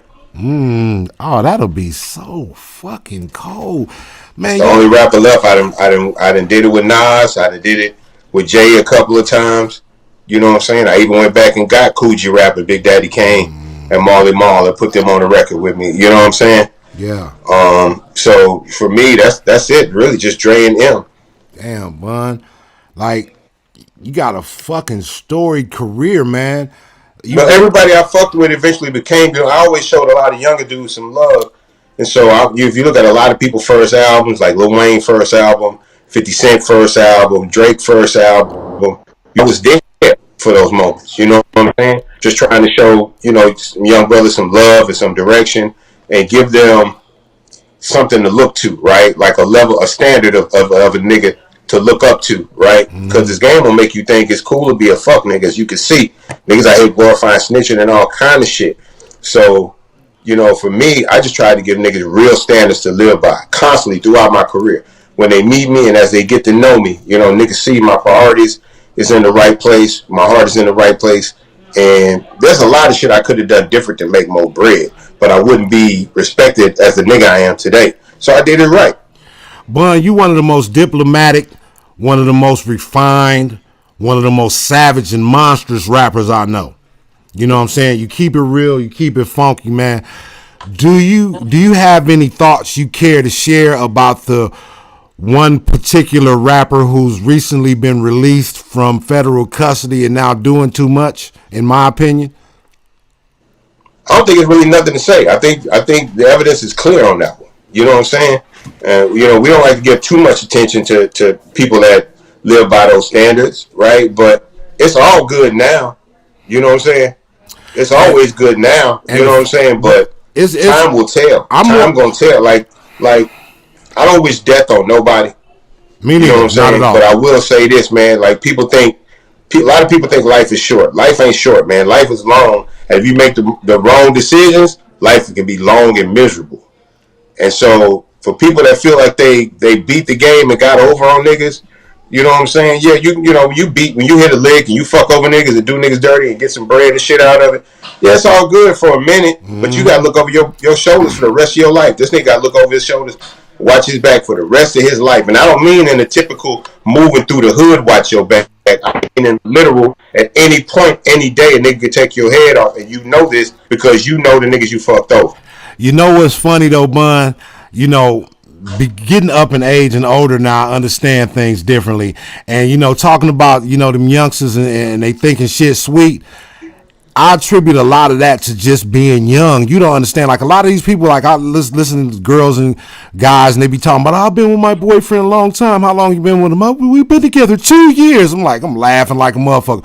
Y'all don't even know yourselves, much less each other. You don't know yourselves or each other. You have no concept of time. You have no concept. Just like you said, life is long. You do fuck shit. You probably think you gonna deal with this for a minute. You don't give 40 a thought. And this fuck shit was so fucked in your 20s that it can still chase you in your 40s and you're not giving that thought. They don't understand that, man. Like them 2-3 years, it's not a long time, bro. I was in jail 3 years myself. You know what I'm saying? And it was long when I was doing it, but I look at these other niggas, I say that shit is not a long time. So that kind of gave me a different concept of time. Now I can look back and know, like, damn, I've been listening to Bun B for 30 years. I got a different concept of time now, and they don't understand time like that. So therefore, they make them dumbass decisions. They don't think about the future like that. Yeah, now I feel bad for a lot of these young dudes, man, because they just approach the shit right, and they operating in a world where no matter what your point of view is, niggas are co-signing. So you can do fuck shit and jump in the social media world, and you'll have people to co-sign that shit. You know what I'm saying? But these people, they don't know no better than you. What? Nigga, I'ma tell her. Hit the super chat, nigga. I'm sorry. Hit the super chat, nigga. Bankroll say hit the super chat, nigga. You hear me yelling at me and shit? Hit the super Hit it, chat. goddamn it. Hit Got me that bitch. fucking up the interview and shit. I told them, nigga, they gonna hit the super chat. They finna hit it. I told them, man. Damn, I'm sorry, Bun. These motherfuckers need to hit the super chat, man. I'm sorry. Man, whatever you gotta do, my nigga, I got you back, nigga. Bruh. I thought I was gonna have to squab a nigga through the phone. Nah, I got you. If you want to sock my 13-year-old son, that'll be cool. I really appreciate it. Nigga, you get socked by Bun B, nigga. No. That nigga say no. I ain't mad at that. Bun, you did big pimping. You went and did big pimping. You and Pimp did that, and Pimp protested that at first. He protested it. He wasn't with it. You had to get him, get him on board. Was it ever a point after that motherfucker was a mega hit, y'all was on your way back home from the show or whatever, you looked at that nigga and said, I told you, nigga. No, not really, because his reason for not wanting to do it was valid, right? Yeah. Like his whole, and from Pimp aspect, it was a record with an artist that we didn't share the same fan base, right? The Jay-Z fan and the UGK fans were different people from different places, right? Now you might have a few New York niggas that fuck with us and a few down south niggas that fuck with him, but for the most part, our fans were very different. Mm-hmm. And so his concern was that the first time his fans heard us was going to be on that record. And his whole thing was about representation. And he didn't want people to have a misconception of what UGK was about and what we represented, right? Because that Big Pimpin' wasn't a UGK record. It was a Jay-Z record that UGK was on. But it wasn't the type of music that we make, right? In general. Now, we make party records and shit, but our approach is a lot different. And so that was his concern, was that niggas would see us on that record and think that's the kind of music to expect from us. Yeah. And that's a fair point. That was always a fair point. But my thing is that when the niggas hear us on the record, if they like it, they gonna want to go back and hear some more shit. And when they do go back and hear the other shit, they gonna know who we are at that point. Big Southern Black impresario. Tell him. So that was an amazing record, man. Y'all did your thing, and if you ask me, the record did as much for both of y'all. I think Jay-Z's profile was definitely undeniably raised with, I think you guys gave him you opened the door to the South for him. I mean, people were fucking with him on the masses, but I think your fan base, niggas that fuck with y'all. It's a certain type of person that fuck with UGK, especially in those days, right? Yeah. Like, we're a little broader out now, you know what I'm saying? People got a better understanding of who we are and our legacy now. But at that time, there was a certain type of person that fucked with UGK. You know what I'm saying? And they wasn't really checking for a lot of other shit. And I always knew Jay-Z was a cool nigga. He was always a real nigga with me. If I saw what I knew. So I figured, like, if because you just give them a chance down here, they would see it in a real way. You know what I'm saying? And so that allowed people to have an entry point into who Jay-Z was. Same thing for UGK. You know what I'm saying? The Big Pimpin' allowed people an entry point to see who we were. So I think it worked out for both of us. Come on. Hey, well, matter of fact, let me hit them off with a little, because I know YouTube gonna hate me for it and slash my shit anyway, but fuck that, this crip. This is Big Pimpin' right here on SmokeYours Live. Okay. Bun that motherfucking record, man. That's one of my favorites, man. 20 years old. That motherfucker 20 years old this summer. Man, and y'all motherfuckers just look so good on that motherfucker, man. I mean, y'all look good. And to me, I guess maybe because I was a fan, y'all always look like yourself. That looked like a Jay in even though that might not have been y'all style of video or whatever, how y'all shot it. That, to me, that was a Jay on a UGK record. To me. Yeah, I mean, but that the video looked, Big Pimpin' was the first rap video with $1 million budget. Now, it wasn't the first rap video that cost $1 million, because some of them cost like 7, 8, and the budget, ended up going higher. But that was the first rap video where motherfucker said, "Here's $1 million, go make the video." I wish the motherfucker give it to me. Yeah, I look back, man, I would have tried to do craft services or something to get some of that bread.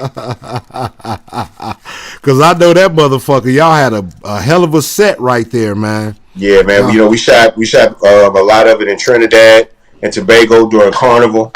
And then we came back, we rented a house with his own private stretch of the beach in Miami.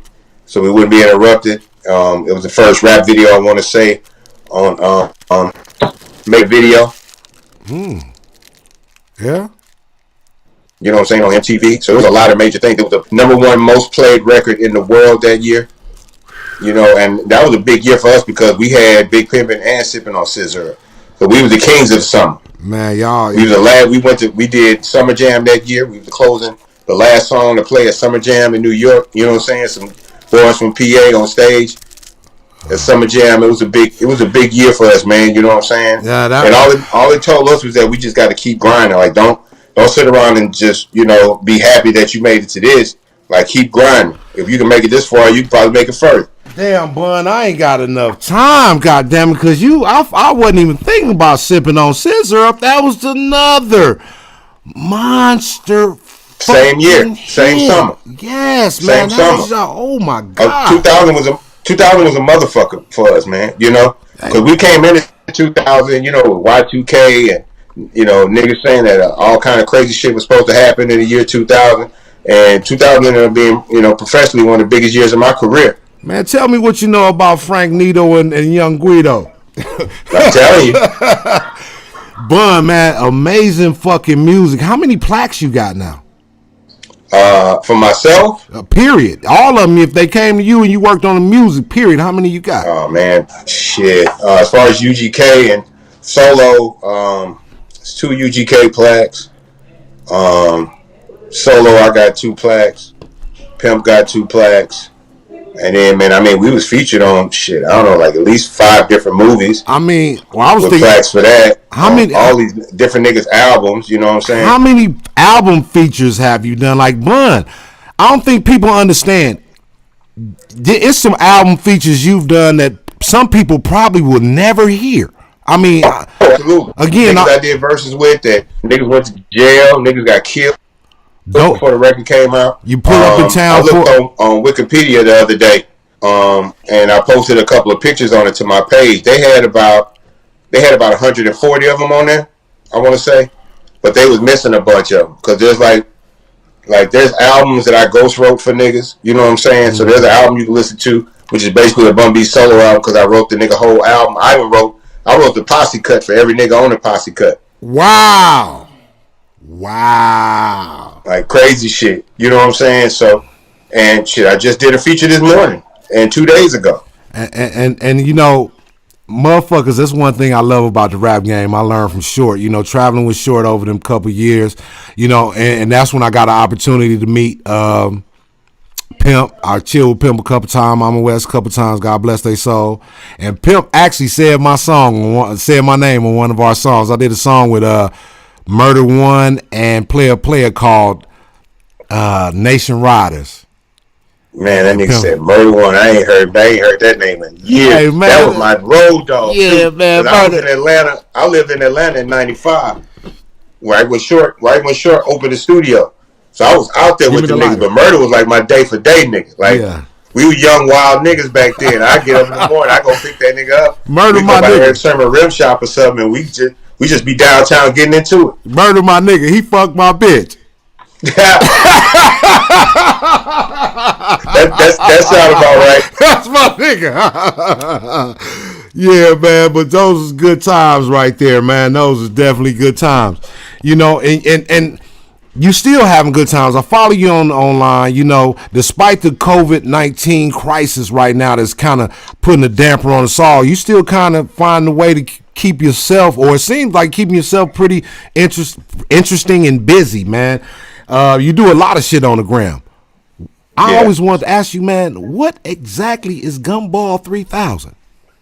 Oh, man. Shit, I don't know if we got enough time to really get into that. Gumball 3000 it's a rally. People think it's a car race, but it's really a rally. So my man Maximilian started it over 20 years ago. And basically he had a bunch of different friends, a bunch of fly-ass niggas and bras that he fucked with, right? And he was like, I know all of these people, they don't really know each other, but they all like the same type of motherfuckers. I wish I could get them all in one place so they could all hang together. You know what I'm saying? Yeah. And so the one thing that all his people had in common was they had a fly car. Oh, okay. Right? And so they organized a trip a driving trip, right, of 3,000 miles, and so that became Gumball 3,000. Oh, so that's why it's Gumball 3,000. Okay. Yeah, because we drive 3,000 miles in 6 days, and anywhere in the world, damn near. Huh? Oh, I didn't drove. I mean, shit. You name a country. The only country I probably haven't driven in is China and Korea.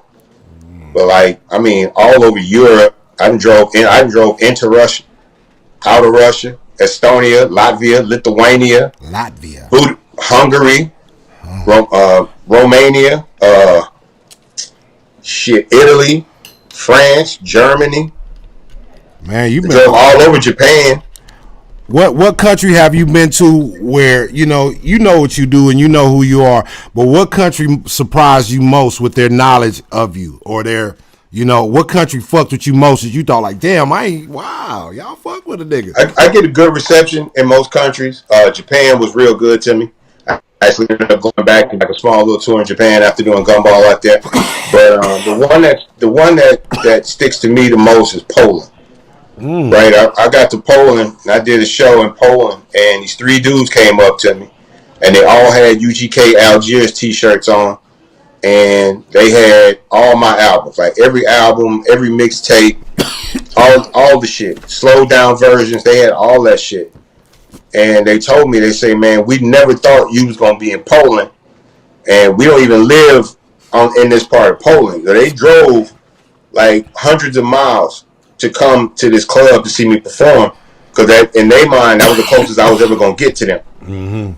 You know what I'm saying? And, even in Japan, motherfuckers came from Korea and different places. They had, UGK tattoos and shit. And motherfuckers had been made a UGK records chain, all kind of shit, man. And it's amazing to go around this world, man, and how far the shit you talk about in a small ass little town of 50,000 people, you know what I'm saying, could travel that far around the world. And this before the internet, this before iTunes and digital sales. Niggas had to buy, like the niggas in Poland, they bought all my albums off eBay. Hard copies, yeah. Damn. You know what I'm saying? So, doing Gumball in one way is a blessing because of the way you get to travel the world and the way you get to see the world. We as entertainers, I've been to London before. I did a show, but I never drove in London. I drove from, I've driven from London to France to, Italy to Germany, all these goddamn countries. You know what I'm saying? Like in the whip, mashing, smoking, blowing big out the window. Every country. You know what I'm saying? Blowing big, nigga. I need to be there with you. Tell them niggas I want to Gumball. Tell me about it. I want a Gumball. Tell them I want It was supposed to start today. This year's Gumball was supposed to start today in Toronto. Ain't that a bitch? We was going from Toronto to Cuba. That's crazy, man. To Cuba. So we was going to do Toronto, Indianapolis, Nashville, Atlanta, Miami, and then Havana. We was going to end in Havana. Wow. So I drove from Miami to Ibiza one year. Wait, it's land between. I'm a dumbass. I don't know geography, but it's Cuba and. How do you get the cars from Cuba, from Miami to Cuba? You on the boat? Put them on the plane. On the plane, okay. I'm tripping. We do that shit all the time. Like what we did. I'm thinking like, you driving like this nigga driving to Cuba. But no, we do that shit all the time. Like the last time it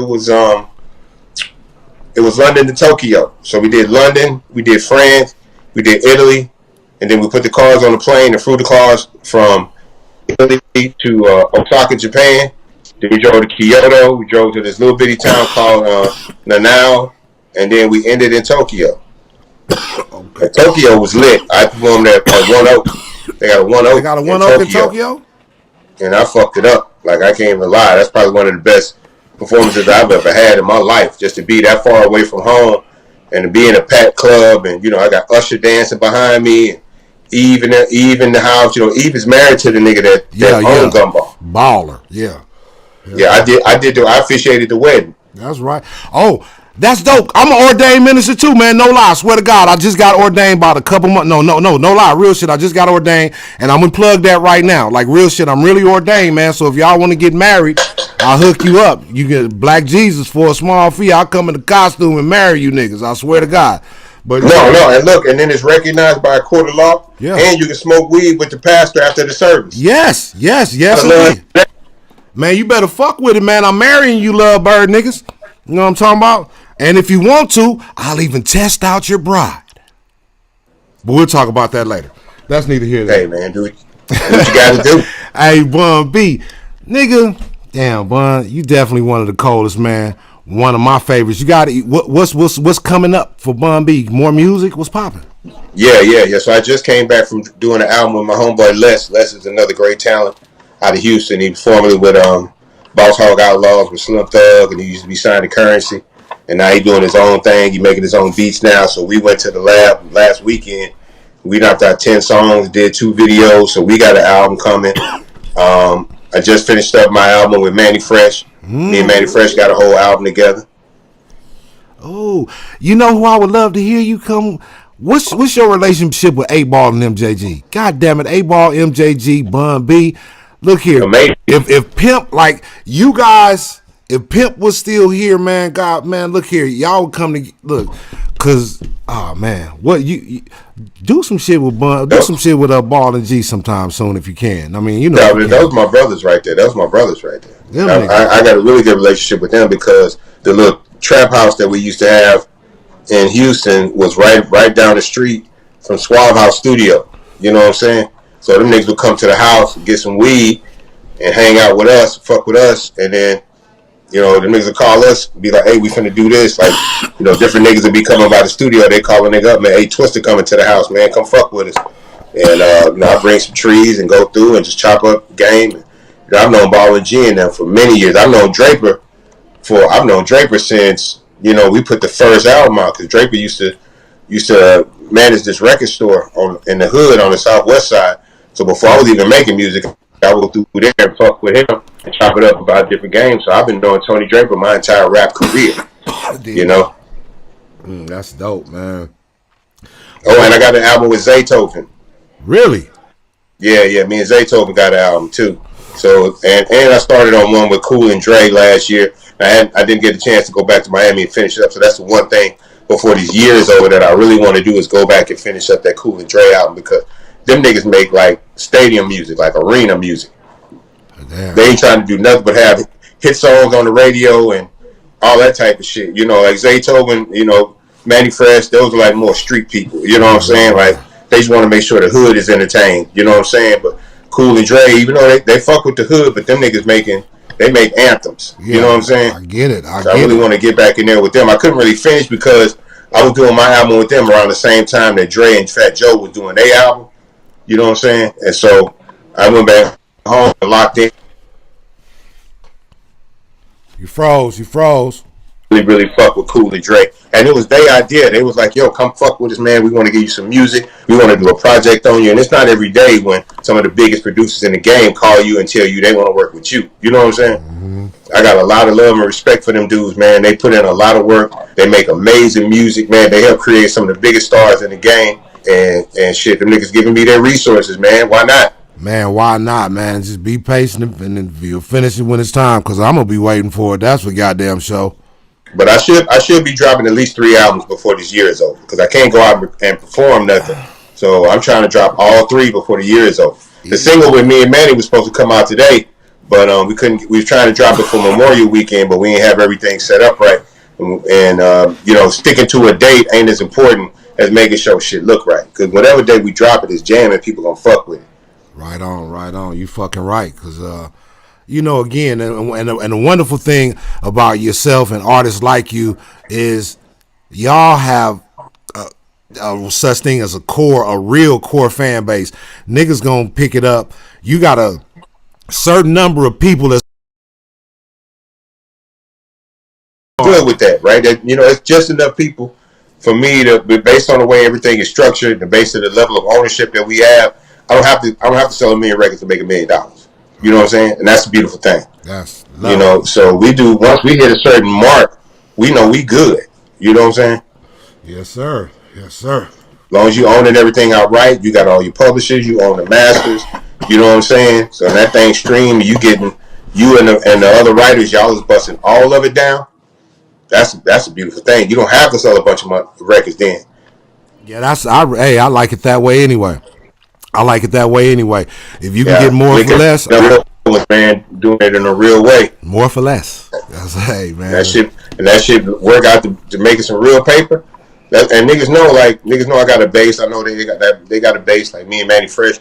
A lot of our people is the same people, so we know who gonna fuck with it. We know potentially how far it can go and how much bread we gonna make, and we good with that. Same thing with Zato. He got people that fuck with him. I got people that fuck with me. You know, shit. I did 8 songs with him in 2 days. You know what I'm saying? So we not spending a bunch of money on studio time. Niggas flying out, staying up in big stupid hotels and all that goofy shit. You know what I'm saying? Mm-hmm. Nigga done all that. I come to work. Yeah. You know what I'm saying?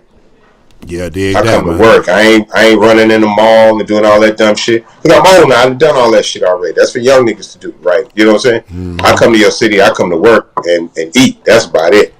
Grown man shit. That's grown man shit right there. And again, you've done nothing but exemplify what a grown man is. You know what I'm saying? You've done nothing but, you know, been a stand-up nigga in my eyes and in the eyes of millions of young brothers in the world.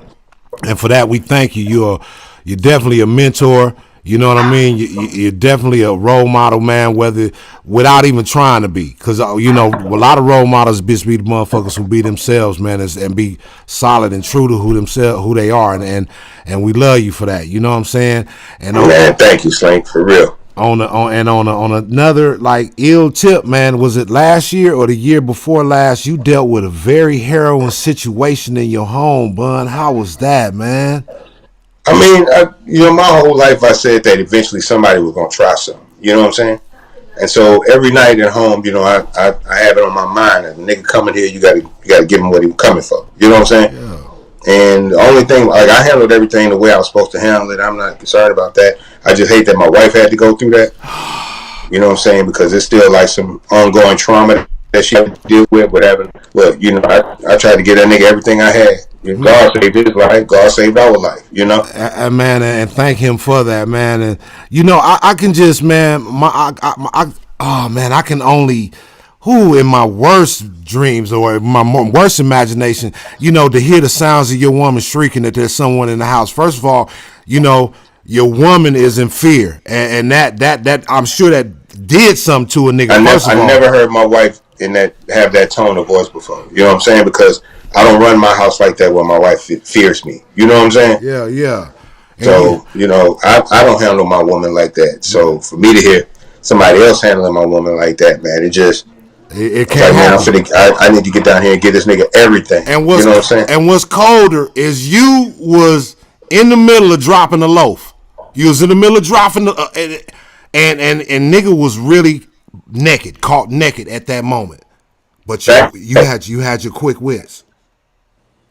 Facts. I mean, you know, like I said, my mind was set on that. If at any point, you know what I'm saying, that somebody comes into this house, any house that I've ever had, you know what I'm saying, it's my primary objective. That's the only, but buying my wife nice shit, taking her places, you know what I'm saying, giving her a big, all that stuff is cool. But my primary objective is to protect her. As you fucking right. Yes, sir. That's it. Everything else is subjective to life, right? So the kind of house we have, the kind of cars we drive, right? The vacations we take, the clothes and purses and all that goofy shit, that's subjective to where you are in life. But no matter if you're the poorest nigga in the world or the richest nigga in the world, your main objective is to protect your woman. Period. That's fucking right, man. Look here, man. That's right, man. And, you know, we need more brothers out there, you know what I'm saying, that's protecting their woman. You know, I will protect. And you got to give her credit, too, because she stalled the nigga out till I could get to the pistol. Yeah, and you got that thing.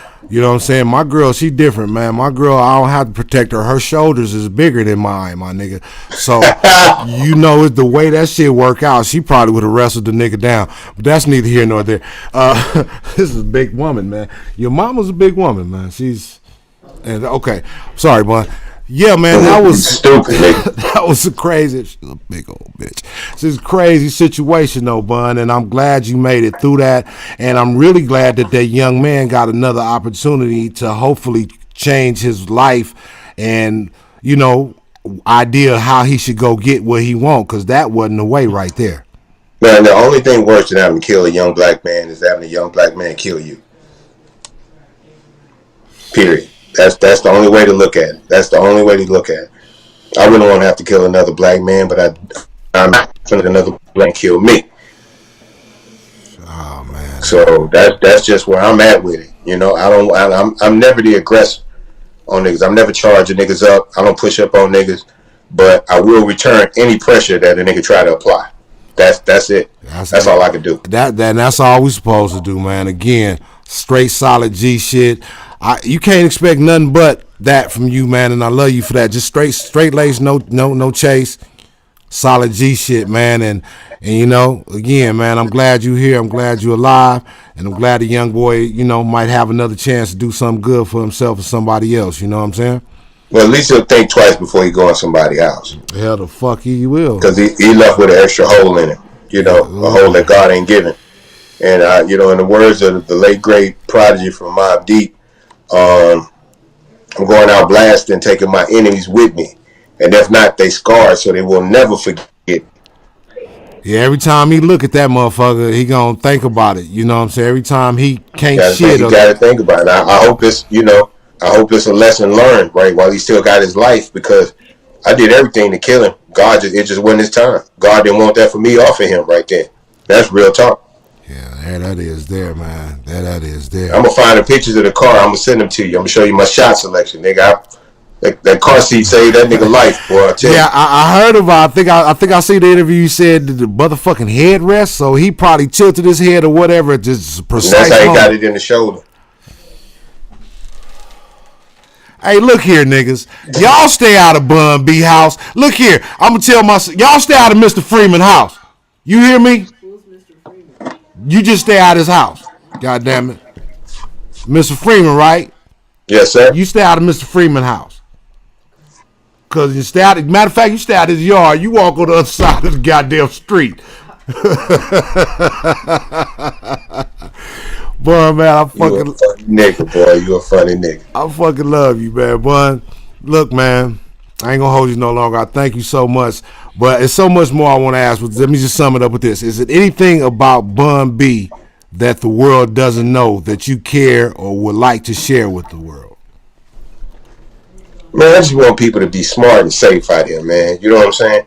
Even if you don't like me, even if you don't agree with me, man, just try to get through life in a real way. You know what I'm saying? Don't look at other people's pockets. Don't look at other people's houses, other people's cars. So I know a lot of niggas with money that is miserable. You know what I'm saying? You know, be very careful about the decisions that you make, because it only takes one bad decision to fuck your life up forever.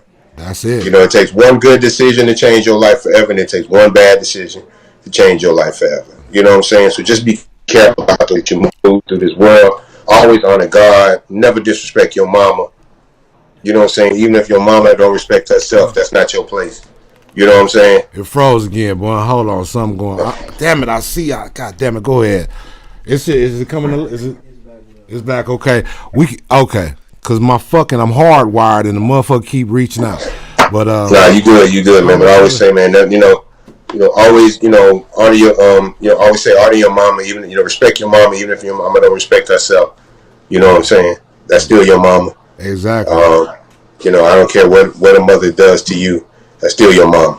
You know what I'm saying? You fucking right. And that's the only job we have as children, is to honor our parents. That's the Bible tells us that. You know what I'm saying? And man, look, just stay prayed up, man. Like there's nothing you're gonna get to in life that's not gonna require a big prayer. Period. Hey, complete this sentence, man. The blank asked me to blank, so I said blank, and I blanked.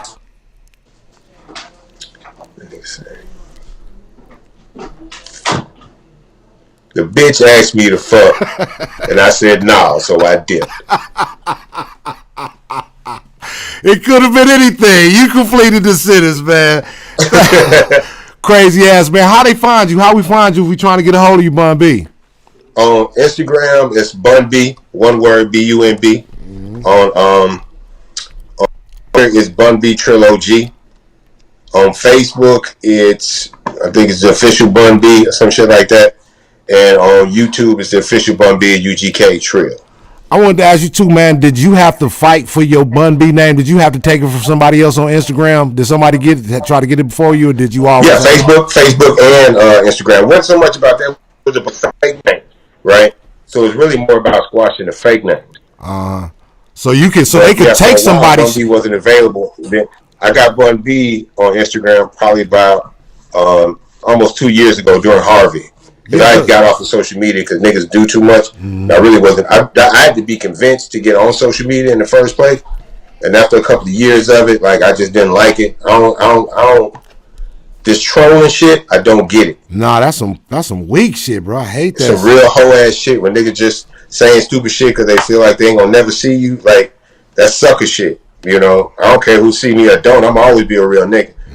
But I ended up getting back on during Harvey so I could, help people. Being a lot of people was trying to contact me to donate shit.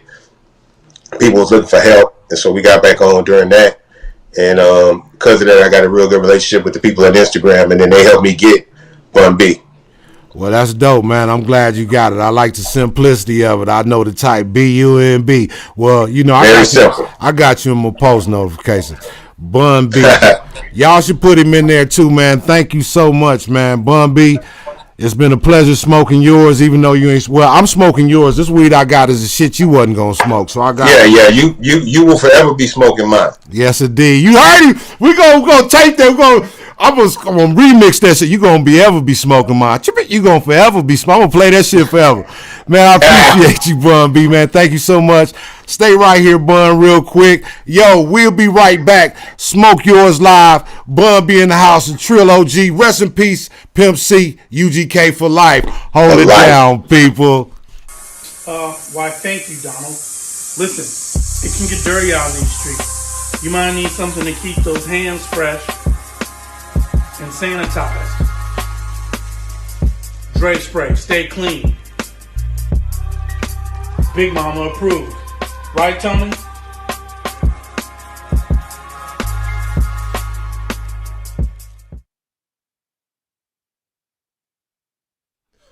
Yo, this is your man, Slink Johnson. And we still in the super chat, boys. Let's turn it back. What's happening, man? This your man, Slink Johnson. Welcome back to Smoke Yours Live, man. That was Bun B. So happy to have the Trill OG in the house, man. It's always a pleasure when players come together. You know what it is, man. Bun B, definitely a great guy, a real G, a man. Salute to the legend, man. Great having him in here on Smoke Yours Live. And it's great having y'all on Smoke Yours Live. Thank y'all for tuning in. Thank y'all for the super chat love. Appreciate that, pimpin'. It's going down. Stay tuned. Tomorrow we got Young LA on Smoke Yours Live. You know I keep the heat. You know I'm talking about, the homie Mr. Never Not Working, Mr. Trapped in LA, Young LA, tomorrow right here on Smoke Yours Live. And we smoking yours, baby. You already know what it do. I like to leave you with a good word of the day every time, because you know I talk a lot of shit, but I be wanting to say something cool too. You know what I'm talking about, that somebody probably can use. And today, something cool I'm finna use, I'm finna give you. The word of the day is hygiene. I know some of you little niggas ain't got like the best clothes and the fly shit like you want to be, but you can always wash your ass and wash the shit you got, bruh. Look here, man. Wash your ass, man. I mean, I'm a man just like the rest of them. I might go a day or two without fucking taking a shower, but I ain't around nobody either. You know what I'm talking about? Wash your ass, man. Come on, man. Wash your ass. Put some soap on your ass, some lotion on your ass. You dig? Wash your ass, homie. Wash your clothes. If you might not have a washing dryer in the house, man. Hustle up 75 cents, $2, $3, man. Go wash that load, man. Wash your clothes, man. You around here funky, man. You ain't gonna get no money being funky. Don't nobody want to be around no funky motherfuckers, man. Wash your ass, wash your clothes. Bitches don't like that shit. Hygiene, my nigga. Come on, man. Let's keep ourselves fresh, pimp. You know what it is. You got the choice to watch a whole lot of other shit, but you right here with me, smoking yours. I'm Slink Johnson. Watch Smoke Yours live Monday through Friday at 3 p.m. Subscribe to my YouTube channel. Smoke some weed, hit the super chat, tell a friend, share the videos. We SmokeYours. Tomorrow, Young LA. Appreciate the love, pimps. SmokeYours.